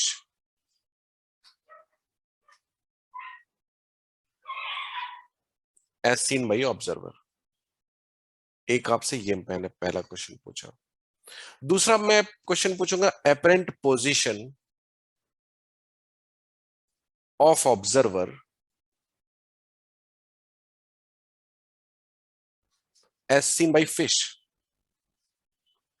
observer को फिश कितनी दूर पे दिखेगी और फिश को ऑब्जर्वर कितनी दूर पे दिखेगा।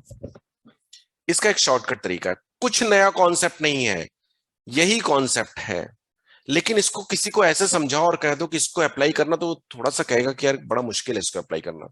तो उसको अप्लाई करा कैसे जाता है वो जरा सीखिए। इसमें क्या करिए, देखने वाला पहले क्वेश्चन, हेलो, पहला वाला क्वेश्चन बता रहा हूं मैं।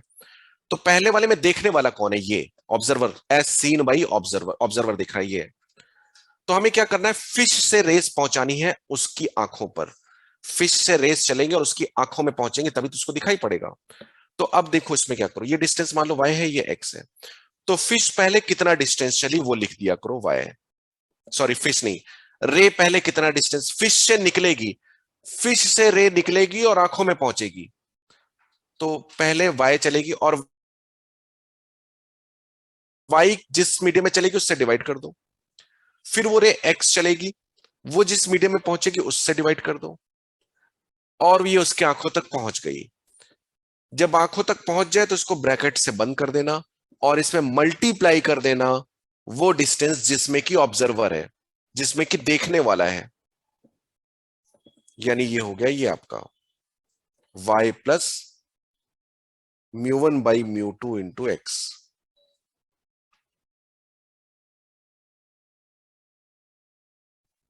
ये यही चीज लिखी है देखो, ये x को मैंने इधर पे राइट साइड में y ले रखा है ना, y प्लस वो थिकनेस जो भी है बाई म्यू, ऐसे करके आ रहा है ना टर्म इधर पे। अब वहां पे एक ही मीडियम है ना तो इसलिए इतना आ रहा है खाली, यही चीज आ रही है। आप देखो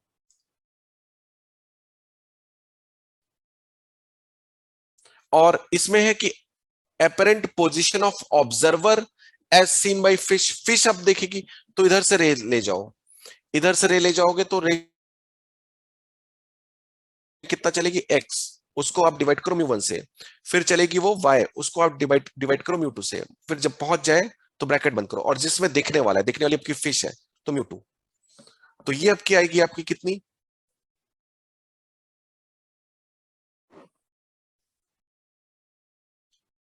ये उल्टा लिख गया क्या ऊपर वाला?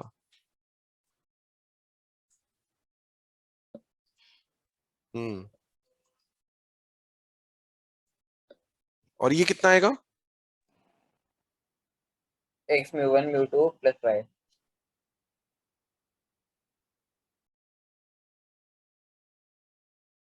ये देख लीजिए दोनों। चलिए पहला एग्जाम्पल था, दूसरा एग्जाम्पल भी, ये एग्जाम्पल देखते हैं। इसमें बहुत सारे हैं, T1 थिकनेस, T2 थिकनेस, एक हटा देते हैं यार, बहुत ज्यादा हो जाता है लिखने में। बस T1 थिकनेस T2 थिकनेस हो गई, और इधर पे कर देते हैं हम लोग ऑब्जेक्ट O, इधर पे कर देते हैं आंख, या इसको फिश कर दो। इसमें भी same question, position of fish as seen by, यहां पे भी वही लिखते हैं, पोजीशन ऑफ फिश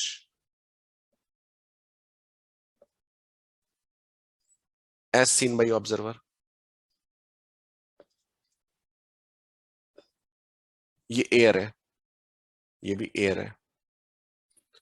कोई बोल सकता है मुझे ये y है, ये भी x है, ये x है, कोई बोल सकता है क्या आएगी?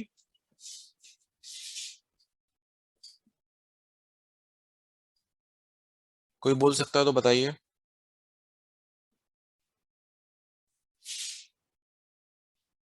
Anushka, position of fish as seen by observer.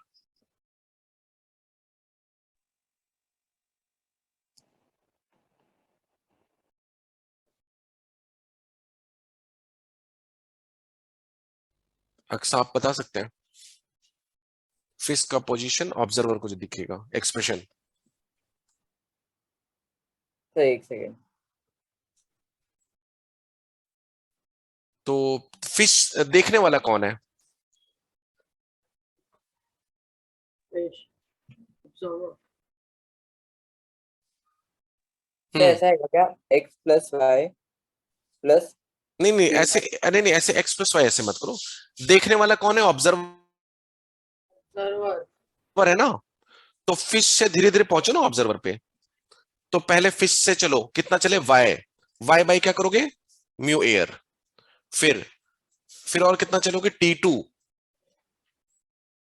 T2 over mu two, फिर कितना चलोगे T1 ओवर म्यू वन, फिर कितना चलोगे x over mu A, bracket close. देखने वाला किसमें है? म्यू ए, म्यू ए से डिवाइड मल्टीप्लाई हो गया। और position of observer as seen by fish, ये कितना आएगा? फिश देख रही है आपकी, तो यहां से चलो इस तक पहुंचो, क्योंकि फिश क्या, तो डिस्टेंस पूरा सेम ही आएगा, खाली बाहर है ना म्यू म्यू टू बिल्कुल वो म्यू एयर से ही मल्टीप्लाई हो जाएगा। बिल्कुल बिल्कुल सही आपने कहा, ये डिस्टेंस पूरा सेम आएगा, बस बाहर मल्टीप्लाई भी उतना ही हो जाएगा म्यू एयर से, इसमें भी मल्टीप्लाई हो हाँ, जाएगा, तो म्यू एयर पूरा से ही ही हो सेम आ जाएगा, जाएगा। दोनों ही एयर में है इसके लिए। दोनों ही एयर में है ना, इसलिए ऐसा हो रहा है।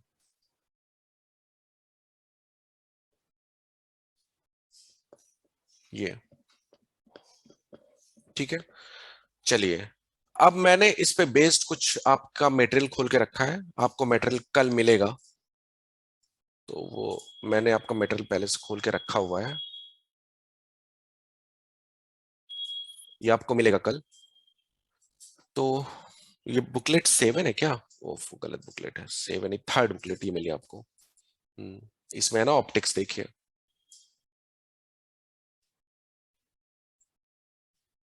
ये देखिए वो मिरर वाले वही सब केसेस है जो मैंने कराए थे। इसमें कुछ क्वेश्चंस है, एक दो क्वेश्चंस आपको कराऊंगा।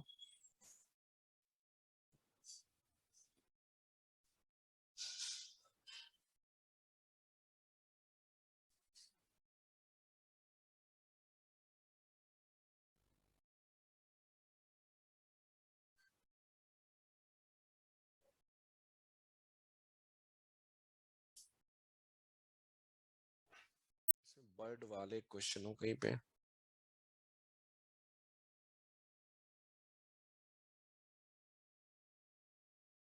इसमें वो क्वेश्चन नहीं मिल रहा है। बर्ड बर्ड वगैरह होती है, बर्ड फिश, इस तरह के क्वेश्चन आते हैं।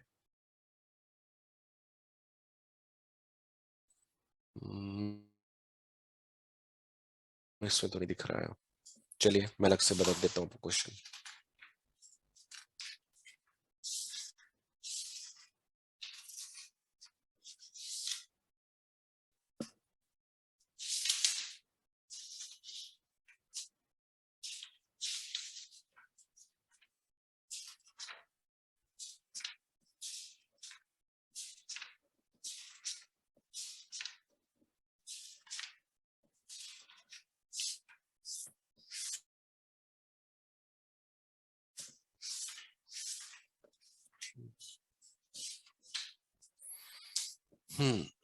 ये मुझे आपको देना है क्वेश्चन, चलिए मैं क्वेश्चन इससे में देता हूँ।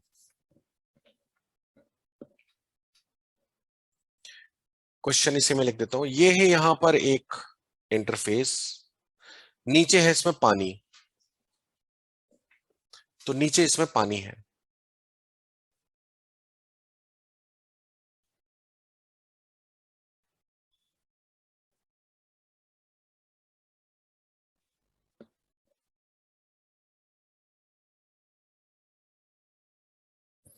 और ऊपर है एयर, तो यहां पे मैं लिख देता हूं एयर है, म्यू एयर, और यहां पे है पानी, म्यू वाटर। एयर में एक बर्ड है, ये बर्ड है ऊपर, और यहां पर एक फिश है, ठीक है, यहाँ पे एक फिश है,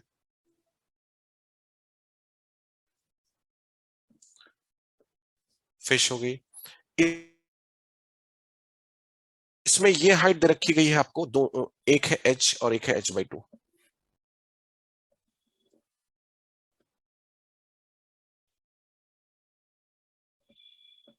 नहीं, दोनों 36 ही है, चलिए तो ये हाइट है आपकी 36 मीटर्स,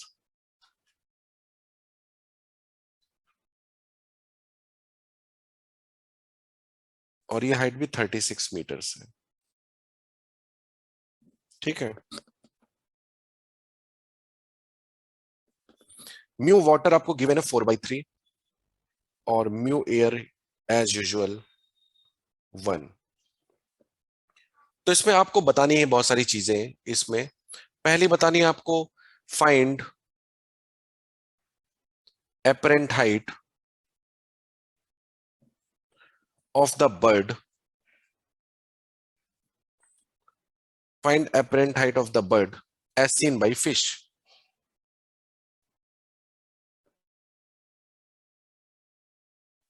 फिश को बर्ड की हाइट कितनी दिखाई पड़ेगी, ये आपको बताना है। तो अगला वाला आप बताएंगे, मैं ये बताऊंगा find the apparent height of the bird as seen by fish, और आपको अगला वाला बताना होगा जिसमें है कि find as seen by bird, ये आपको बताना है। तो पहला वाला मैं बताऊंगा आपको। तो पहले वाले में देखने वाला कौन है? Fish, as seen by fish. Fish देख रही है किसको? बर्ड को। फिश देखने वाली है, तो जो देख रहा है उसकी आंखों में रे पहुंचानी है आपको, रे ऐसे पहुंचानी है आपको। तो रे जो डिस्टेंस ट्रेवल करेगी वो लिखते जाना है मुझे पहले वाले का। तो पहले वो डिस्टेंस ट्रेवल कर रही 36 मीटर, और ये ट्रेवल कर रही है वो एयर में, डिवाइडेड बाई 1। फिर अगला 36 ट्रेवल कर रही है वो, तो 36 डिवाइडेड बाई म्यू वाटर जो कि है 4/3, तो 3 ऊपर चला जाएगा। फिश तक पहुंच गए, ब्रैकेट क्लोज। फिर इनटू फिश जिसमें है, क्योंकि फिश देख रही है तो फिश जिसमें है 4/3, तो this would be 36 into 4/3 plus 36, तो ये हो जाएगा 12 इंटू 4 प्लस 36, यानी कि 48 प्लस 36, तो ये हो जाएगा 484 मीटर्स। 80।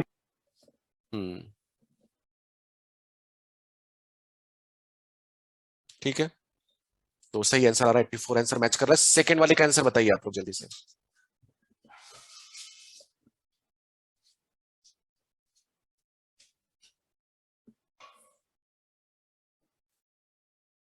सर इसमें 63। सेकंड वाले का बिल्कुल इन्होंने सही बताया, आंसर मैच हो रहा है 63 सेकंड वाले का। तो सेकंड वाले में, 63। हाँ सेकंड वाले में बर्ड देख रही है, बर्ड, तो इसकी आंखों से बर्ड तक पहुंची है, तो इसकी आंखों से बर्ड तक पहुंचेंगे, इससे बर्ड की आंखों तक पहुंचना आपको, ऐसे बर्ड देख रही है ना। तो पहले डिस्टेंस ट्रेवल हो रही है 36, वो ट्रेवल हो रही है म्यू वाटर में, तो वाटर का 4/3, प्लस अगली डिस्टेंस भी 36 है, और वो ट्रेवल हो रही एयर में, डिवाइडेड बाई 1, और जो देखने वाला किस में है? 1 में है, तो ये हो गया 9 इंटू 3, 63। हाँ प्लस 36, 27 प्लस 36, 63 मीटर्स। ठीक है, यस सर। आ गया। सेम क्वेश्चन फिर करेंगे, सेम क्वेश्चन बस थोड़ा सा डिफरेंस। सेम क्वेश्चन फिर करने जा रहे हैं, बस थोड़ा सा डिफरेंस। 95% क्वेश्चन सेम ही है पिछली बार वाले। ये है म्यू एयर, ये है mu water. Again mu air की वैल्यू आपको 1, म्यू वाटर की वैल्यू आपको 3/4, सॉरी 4/3। यहां पे है बर्ड, यहां पे है आपकी फिश।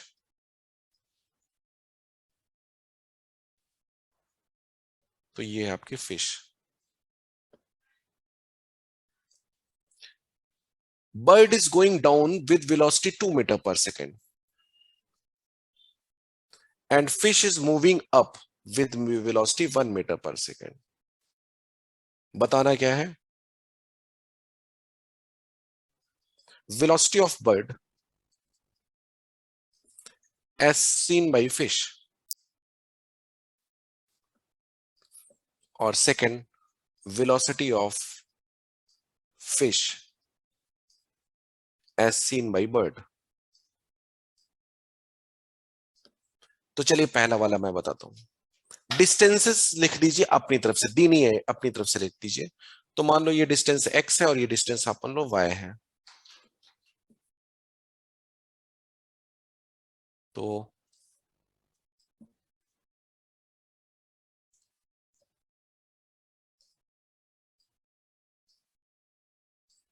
तो मैं पहला वाला कर रहा हूं। पहले वाले में कौन देख रहा है? फिश देख रही है, ठीक है।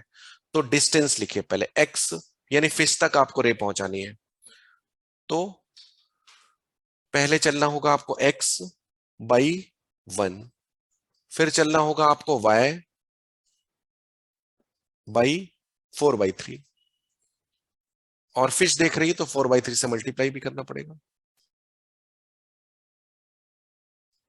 तो ये हो जाएगी एपरेंट पोजीशन, जो भी इसको ले लो, चलो z, z is the apparent position.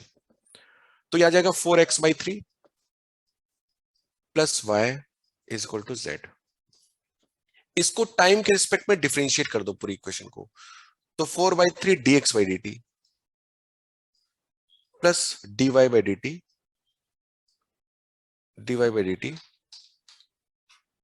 is equal to dz by dt. dx by dt is what? dx by dt आपको बता रहा rate of change of x, कि ये x कैसे चेंज हो रहा है ये पता चल रहा है आपको dx by dt से. dx by dt से x का रेट ऑफ चेंज पता चला, तो दैट इज 2. ठीक है ना, दैट इज 2, बल्कि 2 नहीं -2, because x is decreasing. dy by dt is 1, बल्कि 1 नहीं -1, बिकॉज y इज डिक्रीजिंग. और dz by dt यही तो बता रहा है आपको, यही तो है velocity of bird as seen by fish, क्योंकि z क्या है? z is the position of bird as seen by fish. तो उस पोजीशन का डेरिवेटिव ही तो है आपका velocity of bird as seen by fish. तो हमें dz by dt ही पता करना है. तो dz by dt आएगा हमारा -8/3 -1, यानी कि -11/3 मीटर्स पर सेकेंड. माइनस साइन लगा रहने दीजिए. माइनस साइन का मतलब यह है कि बर्ड फिश को बर्ड पास आती दिखेगी, इसलिए नेगेटिव है. तो ये था आपका 1. सेकेंड आप कर सकते हैं क्या? सेकेंड बताइए जरा आंसर कितना आ रहा है. हाँ सर, 1 मिनट. बाकी क्लासेस में ब्रेक हुआ था कि सभी लगातार हुई थी? सर एक ही क्लास होता, वो भी 1 घंटे का. सर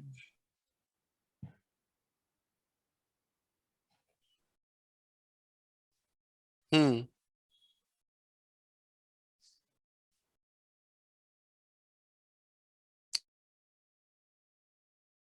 हाँ बताइए. हेलो.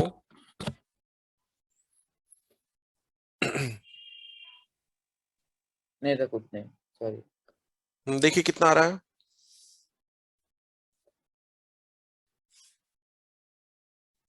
गलत आ रहा है. अलग तो आएगा ही, ऑब्वियसली अलग आएगा. इतना थोड़ी ना आएगा -11/3. वो भी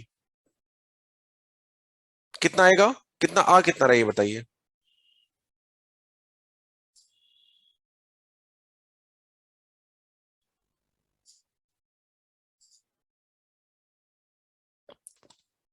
कितना रहा है?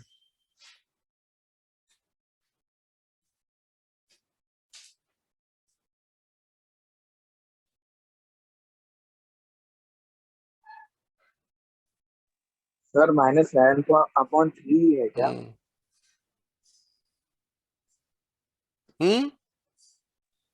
तो माइनस -11/3 है क्या?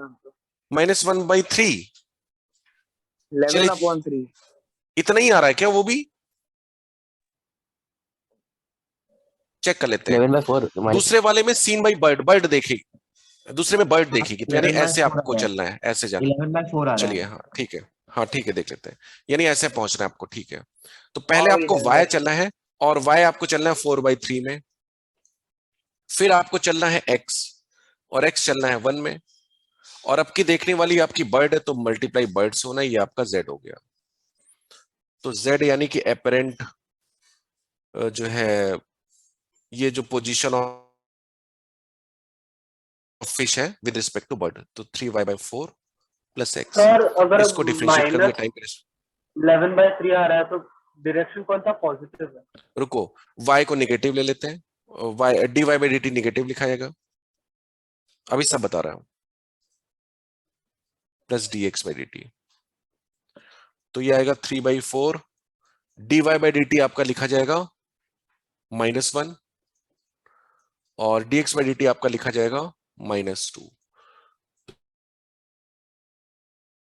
तो ये आएगा आपका -3/4 -2. यस, -11/4. माइनस का मतलब ये कि लेंथ डिक्रीज हो रही है. भाई dy by dt को क्यों नेगेटिव लिखा है? Because y is decreasing. और dx by dt को भी क्यों लिखा है? क्योंकि x इज डिक्रीजिंग. तो हमारा z नेगेटिव आ गया. तो z नेगेटिव आने का मतलब z भी डिक्रीज कर रहा है, यानी कि ये दोनों वेलोसिटीज में दोनों को पास आती दिख रही है. फिश को बर्ड भी पास आती दिख रही है, और बर्ड को फिश भी पास आती दिख रही है. ये है मतलब यहां पर नेगेटिव का. समझ में आया? चलिए नेक्स्ट. यस. सेम प्रॉब्लम है थोड़ा सा. मुश्किल बनाएंगे सर इसको। वो सारे प्रॉब्लम्स लिखने भी हैं। क्या? ये लिखना नहीं है सर? ये लिखना नहीं है आपको, पीडीएफ पूरा शेयर होगा। देखिए ये पूरा पीडीएफ देखिए पूरा, ये देखिए सारे पेजेस बने हुए हैं ना, देखो, है ना? ये सारे ओके पेजेस का एक सर। प्रॉपर पीडीएफ अभी तुरंत पहुंच जाएगा, तुरंत आप क्लास ओवर होगी तुरंत इमीडिएटली पहुंचेगा। Okay sir. नेक्स्ट। हाँ, जब पीडीएफ मिल जाएगा तो आप घर में बाद में नोट कर लीजिएगा नेक्स्ट क्लास से पहले। Next example.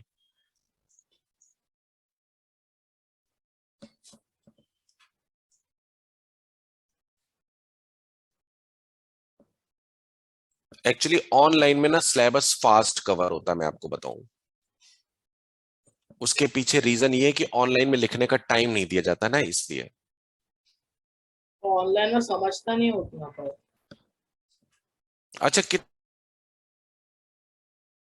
लोग को ज्यादा समझ में आ रहा है आज ऑनलाइन में, कितने लोग को ऑनलाइन में कम समझ में आ रहा है, बताओ। तो आज ज्यादा समझ में आ रहा है, ज्यादा लेकिन समझ रहे हैं। सर सेम ही है। हाँ, ज्यादा जिनको समझ में आ रहा है तो ज्यादा इसलिए समझ में आ रहा है ना क्योंकि क्लास में शांति है, बस, और कुछ हाँ रीजन सर। नहीं है।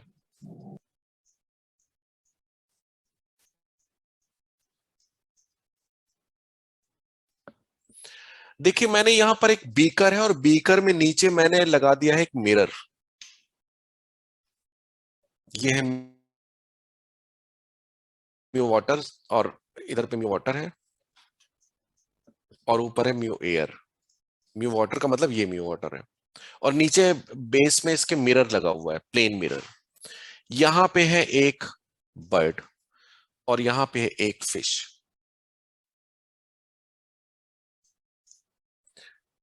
डिस्टेंसेस लिख देते हैं।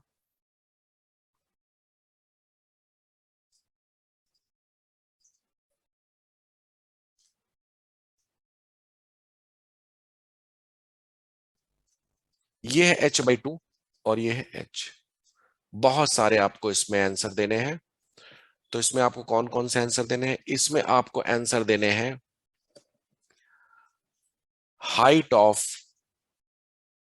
बर्ड, बर्ड लिख रहा हूं, B for bird, as seen by fish. Bird को कैपिटल बी से लिखते हैं, as seen by fish.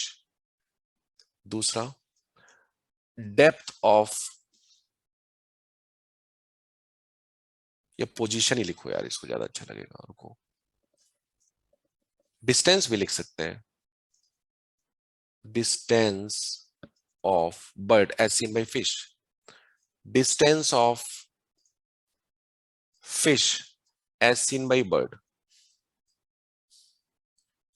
3, distance of image of fish, image of bird as seen by fish। 4th, distance of image of fish as seen by bird। मैं चाहता हूं पहले दोनों के आंसर आप दें और थर्ड और फोर्थ में मैं आपको आंसर दूंगा। याद रखिए कि पहले और दो में ये दिया, इसको एक मिटाओ, ये मैं नहीं मिटा सकता, तुमने लिखा है। ग्रीन कलर का कुछ ड्रॉ कर दिया ना मेरे उसमें छोटा सा पॉइंट, तो आप इरेज कर सकते हो अदर्स ड्राइंग। तो इससे इरेज कर सकता हूं। Others drawing others drawing option होता है। एनोटेशन में जाना पड़ेगा ना फिर मुझे। हाँ सर। देखता हूँ इरेजर से इरेज हो रहा है कि नहीं। हाँ हो गया, चलो एनोटेशन में ऐसे ही हो गया। चलो तो अभी क्या है, तो ये बताइए डिस्टेंस ऑफ बी। आप पहला और दूसरा आप मुझे बताओ। थर्ड और फोर में क्या है ना कि थर्ड और फोर में इस मिरर का यूज है, वो मैं बताऊंगा। पहले दोनों में मिरर का यूज नहीं, वो आप खुद बताइए कैसे करेंगे। सर पहला वाला आ जाएगा refractive index of water upon refractive index of air into height plus h/2, इस तो फिश है। चलिए पहले वाले का आंसर लिखता हूं। पहले वाले का आंसर आएगा, देखिए देखने वाला कौन है? फिश, फिश को दिखाना है तो तो ऐसे। पहले वाले का 28/3 है क्या? हाँ रुको, तो फिश देखने वाली है, देखने वाली फिश है, तो रे ऐसे फिश तक पहुंचनी चाहिए। तो पहले आपको चलना है एच, और वो चलना है आपको म्यू एयर में, ठीक है, वो म्यू एयर में चलना है। तो म्यू एयर को लिखना है 1 और इसे लिखना है 4/3, तो म्यू एयर को लिख दीजिए 1, ये हो गया। और फिर नेक्स्ट चलना है उसको h/2 4/3 में, तो प्लस h/2 डिवाइडेड बाई 4/3, तो 4 और 3 ऊपर चला जाएगा। और फिश देखने वाली है तो फिश जिसमें है उसी से मल्टीप्लाई कर दीजिए 4/3, तो ये हो जाएगा आपका 4h/3 प्लस h/2। ये आपका पहला वाला है। दूसरा वाला देखिए क्या होगा। दूसरे वाले में देखने वाली बर्ड है, तो रे नीचे से ऊपर जानी है, ऐसे बर्ड को दिखाना है। तो पहले चलना है h/2 और वो चलेगा 4/3 में, फिर चलना है h और वो चलेगा 1 में, मल्टीप्लाइड बाई 1, तो ये होगा 3h/8 प्लस h, ठीक है, 3h/8 प्लस h, ये हो जाएगा। इसके बाद थर्ड के लिए मुझे एक और डायग्राम बनाना पड़ेगा। थर्ड के लिए देखिए मुझे कैसा डायग्राम बनाना पड़ेगा।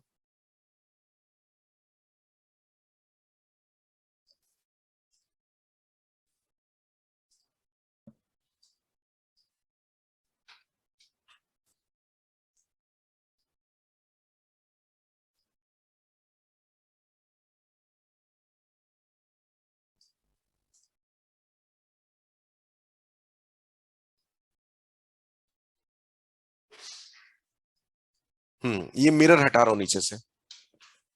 मिरर हटा के देखिए मैं क्या कर रहा हूं। मिरर मैंने नीचे से हटा दिया, देखिएगा क्या कर रहा हूं, आपको सब समझ में आता चला जाएगा।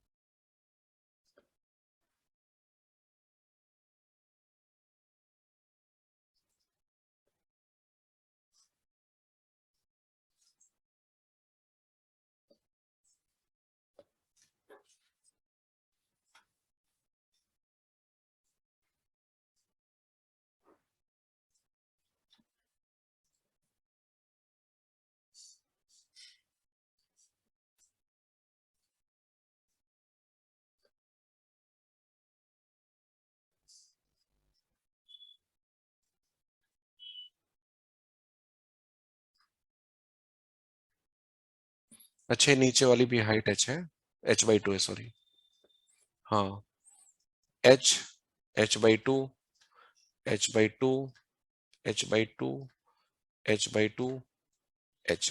ये क्या बना है, समझ में आया आपको कि नहीं आया? हाँ यस सर। अब देखिए distance of image of bird, bird की इमेज कौन सी है? ये है बर्ड की इमेज, ये तो बर्ड है, लेकिन ये क्या है? बर्ड की इमेज। तो बर्ड की जो इमेज है वो किसको दिखानी है? फिश को। फिश ये है, ये फिश नहीं है, ये तो फिश की इमेज है। फिश कहां है? फिश ये है। तो इससे पहुंचना है उस तक, ठीक है। तो चलिए यहां से चलेंगे, पहले एच चलना पड़ेगा 1 में, फिर आपको h/2 चलना पड़ेगा,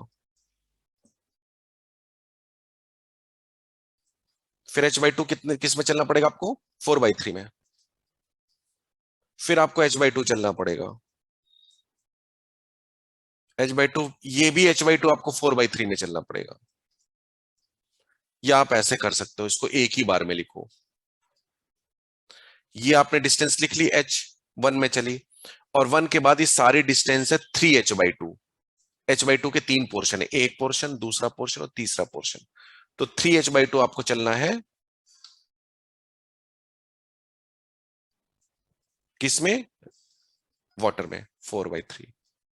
पहुंच गए, मल्टीप्लाइड बाई फिश देख रही, फिश किस में? 4/3 में, 4/3 से मल्टीप्लाई कर दीजिए, तो 4h/3 प्लस 3h/2।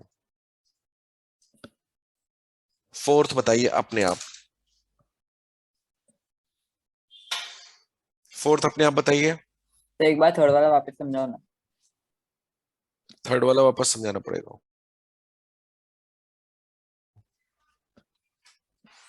ये आप एच गए, H1 में गए हैं ना आप, रिफ्रैक्टिव इंडेक्स 1 में गए ना, तो H/1 लिख दिया, ठीक तो है। Yes sir. फिर यहां तक पहुंच गए ना, फिर यहां के बाद आप यहां तक पहुंचेंगे ना, तो ये H/2 है ये लेंथ, फिर ये लेंथ भी H/2 है, फिर ये लेंथ भी H/2 है, तो कितनी डिस्टेंस अभी आपको चलनी है? 3h/2। और किसमें है? ये पूरी की पूरी वाटर में ही तो है, तो 3H/2 डिवाइडेड बाई वाटर का रिफ्रैक्टिव इंडेक्स 4/3। तो पूरा वाटर में कैसे है वो और फिश फिश आपकी के? वाटर में, इसलिए अगेन 4/3 से मल्टीप्लाई। फिश नहीं ये वो है, तो, ध्यान रखिएगा, ये तो फिश की इमेज है। हाँ मैं वही बोल रहा हूँ, इमेज वाटर के नीचे कैसे आएगा? इमेज वाटर के नीचे कैसे आएगा? ये तो देखिए ना, बिल्कुल ऊपर जो है हाँ उसका मिरर इमेज बना है नीचे, उसमें क्या दिक्कत है आपको? हाँ मैं वही बोल रहा हूँ कि अगर एच चला ना, उसके बाद जो h/2 प्लस h/2 है ना, वो वाटर में कैसे हुआ? क्योंकि वो तो मिरर के पीछे है ना। अरे तो इधर वाटर है, तो वाटर का इमेज भी तो वाटर ही बनेगा इधर पे, और एयर का इमेज इधर एयर लिया जाएगा। अच्छा अच्छा, ओके ओके, थैंक यू। अगले वाले का आंसर खुद दीजिए।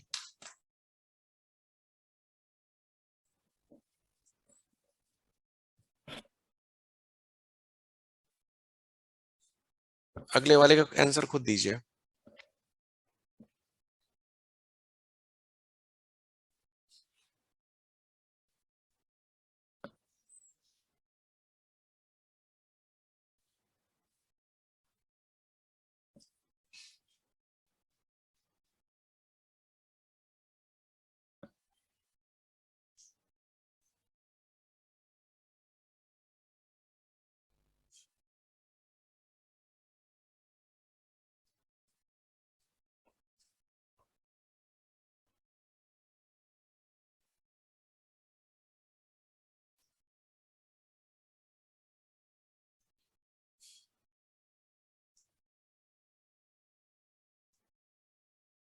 कितना आ रहा बताइए?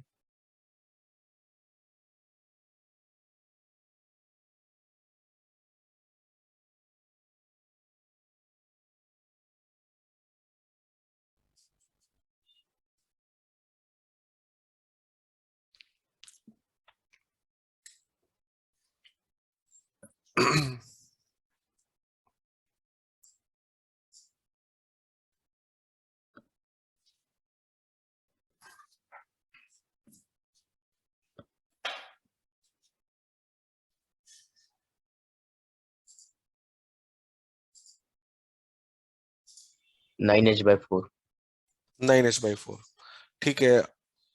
अभी हम लोग 8:15 पे क्लास ओवर कर देंगे। अभी कितना बज रहा है? 4 मिनट है, ठीक 10 है। मिनट है। हाँ 10 मिनट है वही, अरे हाँ सॉरी 10 मिनट है। चलिए तो अब इसको करते हैं हम लोग। इसमें distance of image of fish as seen by bird, fish की इमेज ये है, फिश की इमेज, और ये बर्ड को दिखानी है, ये पूरा लिखना है। चलिए, तो ये H/2, फिर ये H/2, फिर ये H/2, 3H/2 चलना है आपको पहले तो 3H/2 चलना है आपको 4/3 में, प्लस फिर H चलना है आपको 1 में, और मल्टीप्लाइड बाई 1, तो ये हो गया 9H/8 प्लस H 17H/8। ये आ रहा है क्या? सर मल्टीप्लाई बाय 1 कैसा होगा ये, वो बता। क्योंकि बर्ड देख रही है ना, तो बर्ड तो 1 में है ना, एयर में। हाँ यस, जैसे तो ये करेक्ट है। मैं बर्ड एयर में फोर नहीं बाई है। थ्री लिया था। हम्म, तो ये हो रहा है इसका। बाकी इन सबको भी आप ऐसे सिंपलीफाई करके लिख सकते हैं, जैसे मैंने 17H/8 लिखा है, इनको भी ऐसे ऐड करके आप लिख सकते हो, ठीक है। अब वही कि अब नेक्स्ट टॉपिक स्टार्ट करना है, वो मैं स्टार्ट नहीं करना चाहता हूँ, क्योंकि वो स्टार्ट होगा तो खत्म तो हो नहीं पाएगा, इसलिए मैं नहीं स्टार्ट करना चाहता हूँ। और पुराने में कोई डाउट आप को है अभी इसमें कोई डाउट कहीं पे है?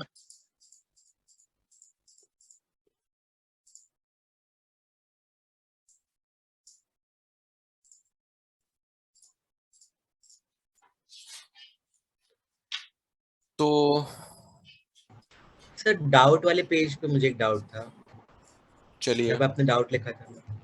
हम्म सर यहाँ पे हम अगर अज्यूम कर लेते कि फर्स्ट वाले डायग्राम में जहाँ पे आपने थीटा 2 लिखा है वहाँ पे हम 5 लिख देते हैं, और जहाँ पे आपने सेकंड डायग्राम बनाया है वहाँ यहाँ पे हम 5 लिख दे। थीटा 2 हाँ वहाँ पे 5 लिख देते हैं, हम्म और यहाँ सेकंड डायग्राम में थीटा 2 लिखा है वैसे ही रहने देते हैं। हम्म सर हम अगर वही प्रिंसिपल वापस लगाते हैं लाइट हम्म रिवर्सिबिलिटी वाला, हम्म तो वो इंडिविजुअली वो डायग्राम्स के लिए वायलेट नहीं होता सर। हम्म अगर वो अलग अलग भी है एंगल, हम लोग को ये प्रूव करना पड़ेगा कि phi equals to theta by 2 theta 2। हम्म तो सर हम लोग वो लोग प्रिंसिपल ऑफ लाइट रिवर्सिबिलिटी नहीं लगा सकते इसमें। तो वही आवाज क्रैक हो रही है, और हम लेकिन वो प्रूफ हो जा रहा है ना उसमें, इसको फाइल लेने पे थीटा 2 प्रूफ हो तो जा रहा है। मैंने बताया था, जैसे इन्होंने कहा कि भाई इन देखो, इनसे कोई थीटा 1 पूछ रहा था कि कैसे है, तो मैंने कहा देखो ये रे आपने वही रखी है, वही है, और ये इंटरफेस भी आपकी वही है, ये भी वैसी वही इंटरफेस है, तो इधर तो बेंडिंग उतने एंगल पे होगी, तो इधर थीटा 1 पे गिरनी तय है, तो थीटा 1 पे होगी। तो उन्होंने कहा हाँ कि ये थीटा 1 तो वही रहेगा दोनों केस पे। तो मैंने कहा जैसे तुमने इधर से सोचा वैसे तुम इधर से सोच लो, तो इधर सर ये हम एंगल आपने वैसे वही भी रखा है दोनों के सोचेंगे, लिए। हम वैसे भी सोचेंगे तो भी फाई और थीटा 2 अलग आएगा ना। नहीं, अलग नहीं, सेम आएगा ना। जब सोचो कि ये दोनों एंगल बराबर रखो ना आप इधर पे, ये दोनों एंगल बराबर रखे, तो इधर सेम एंगल पे बेंड होगी, तो कैसे सेम अलग आएगा? देखो सेम आ तो रहा है। सर जब उल्टा होगा तो फर्स्ट वाले डायग्राम में थीटा 1 फाई हो जाएगा और सेकंड डायग्राम में वो थीटा 2 हो जाएगा, तो वो प्रॉब्लम तो अभी भी वही है ना सर। अरे तो मेरा मतलब ये है कि रे ऐसे जा रही है और रिवर्सिबिलिटी ऐसे भी जा सकती है, तो ऐसे जाके आपने देख लिया कि थीटा 1 सेम रहता है, और ऐसे जाके आपने देख लिया कि थीटा 2 सेम रहता है, तो प्रॉब्लम कहाँ रहती है? क्योंकि थीटा 1 वाली प्रॉब्लम तो पिछली बार रिजॉल्व हो गई इसी पाथ के लिए, और उसी पाथ पे दोनों बार रे मैंने ले गया हूं।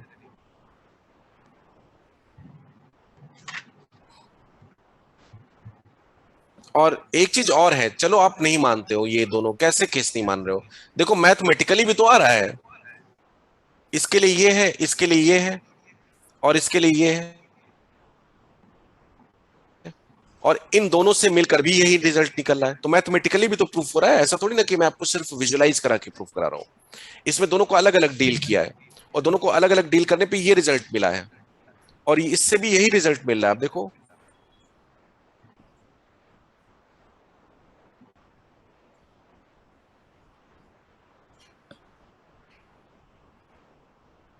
तो ऐसा नहीं कि सिर्फ आपको वो विजुलाइज कराया गया, आपको मैथमेटिकली भी शो किया गया है।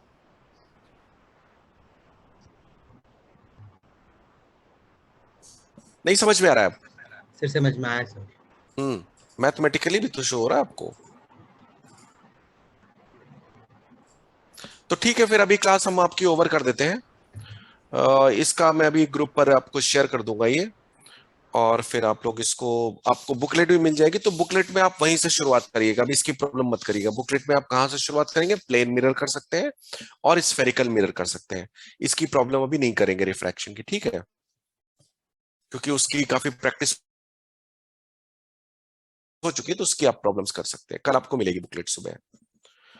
तो ठीक है, अभी क्लास ओवर। जब तक अभी दिवाली की थोड़ी छुट्टियां चलेंगी, अभी दिवाली में भी हम लोग 1-2 क्लास लेंगे, मतलब दिवाली के दिन नहीं लेंगे, लेकिन उसके आसपास जो 1 वीक की छुट्टी है उसमें भी हम लोग 1-2 क्लास ऑनलाइन लेंगे। जो 1 वीक का आपका छुट्टी है उसमें भी 1-2 क्लास आपके ऑनलाइन लेंगे, और दिवाली की छुट्टी के बाद आपकी क्लासेस वापस ऑफलाइन चालू हो जाएंगे, ठीक है?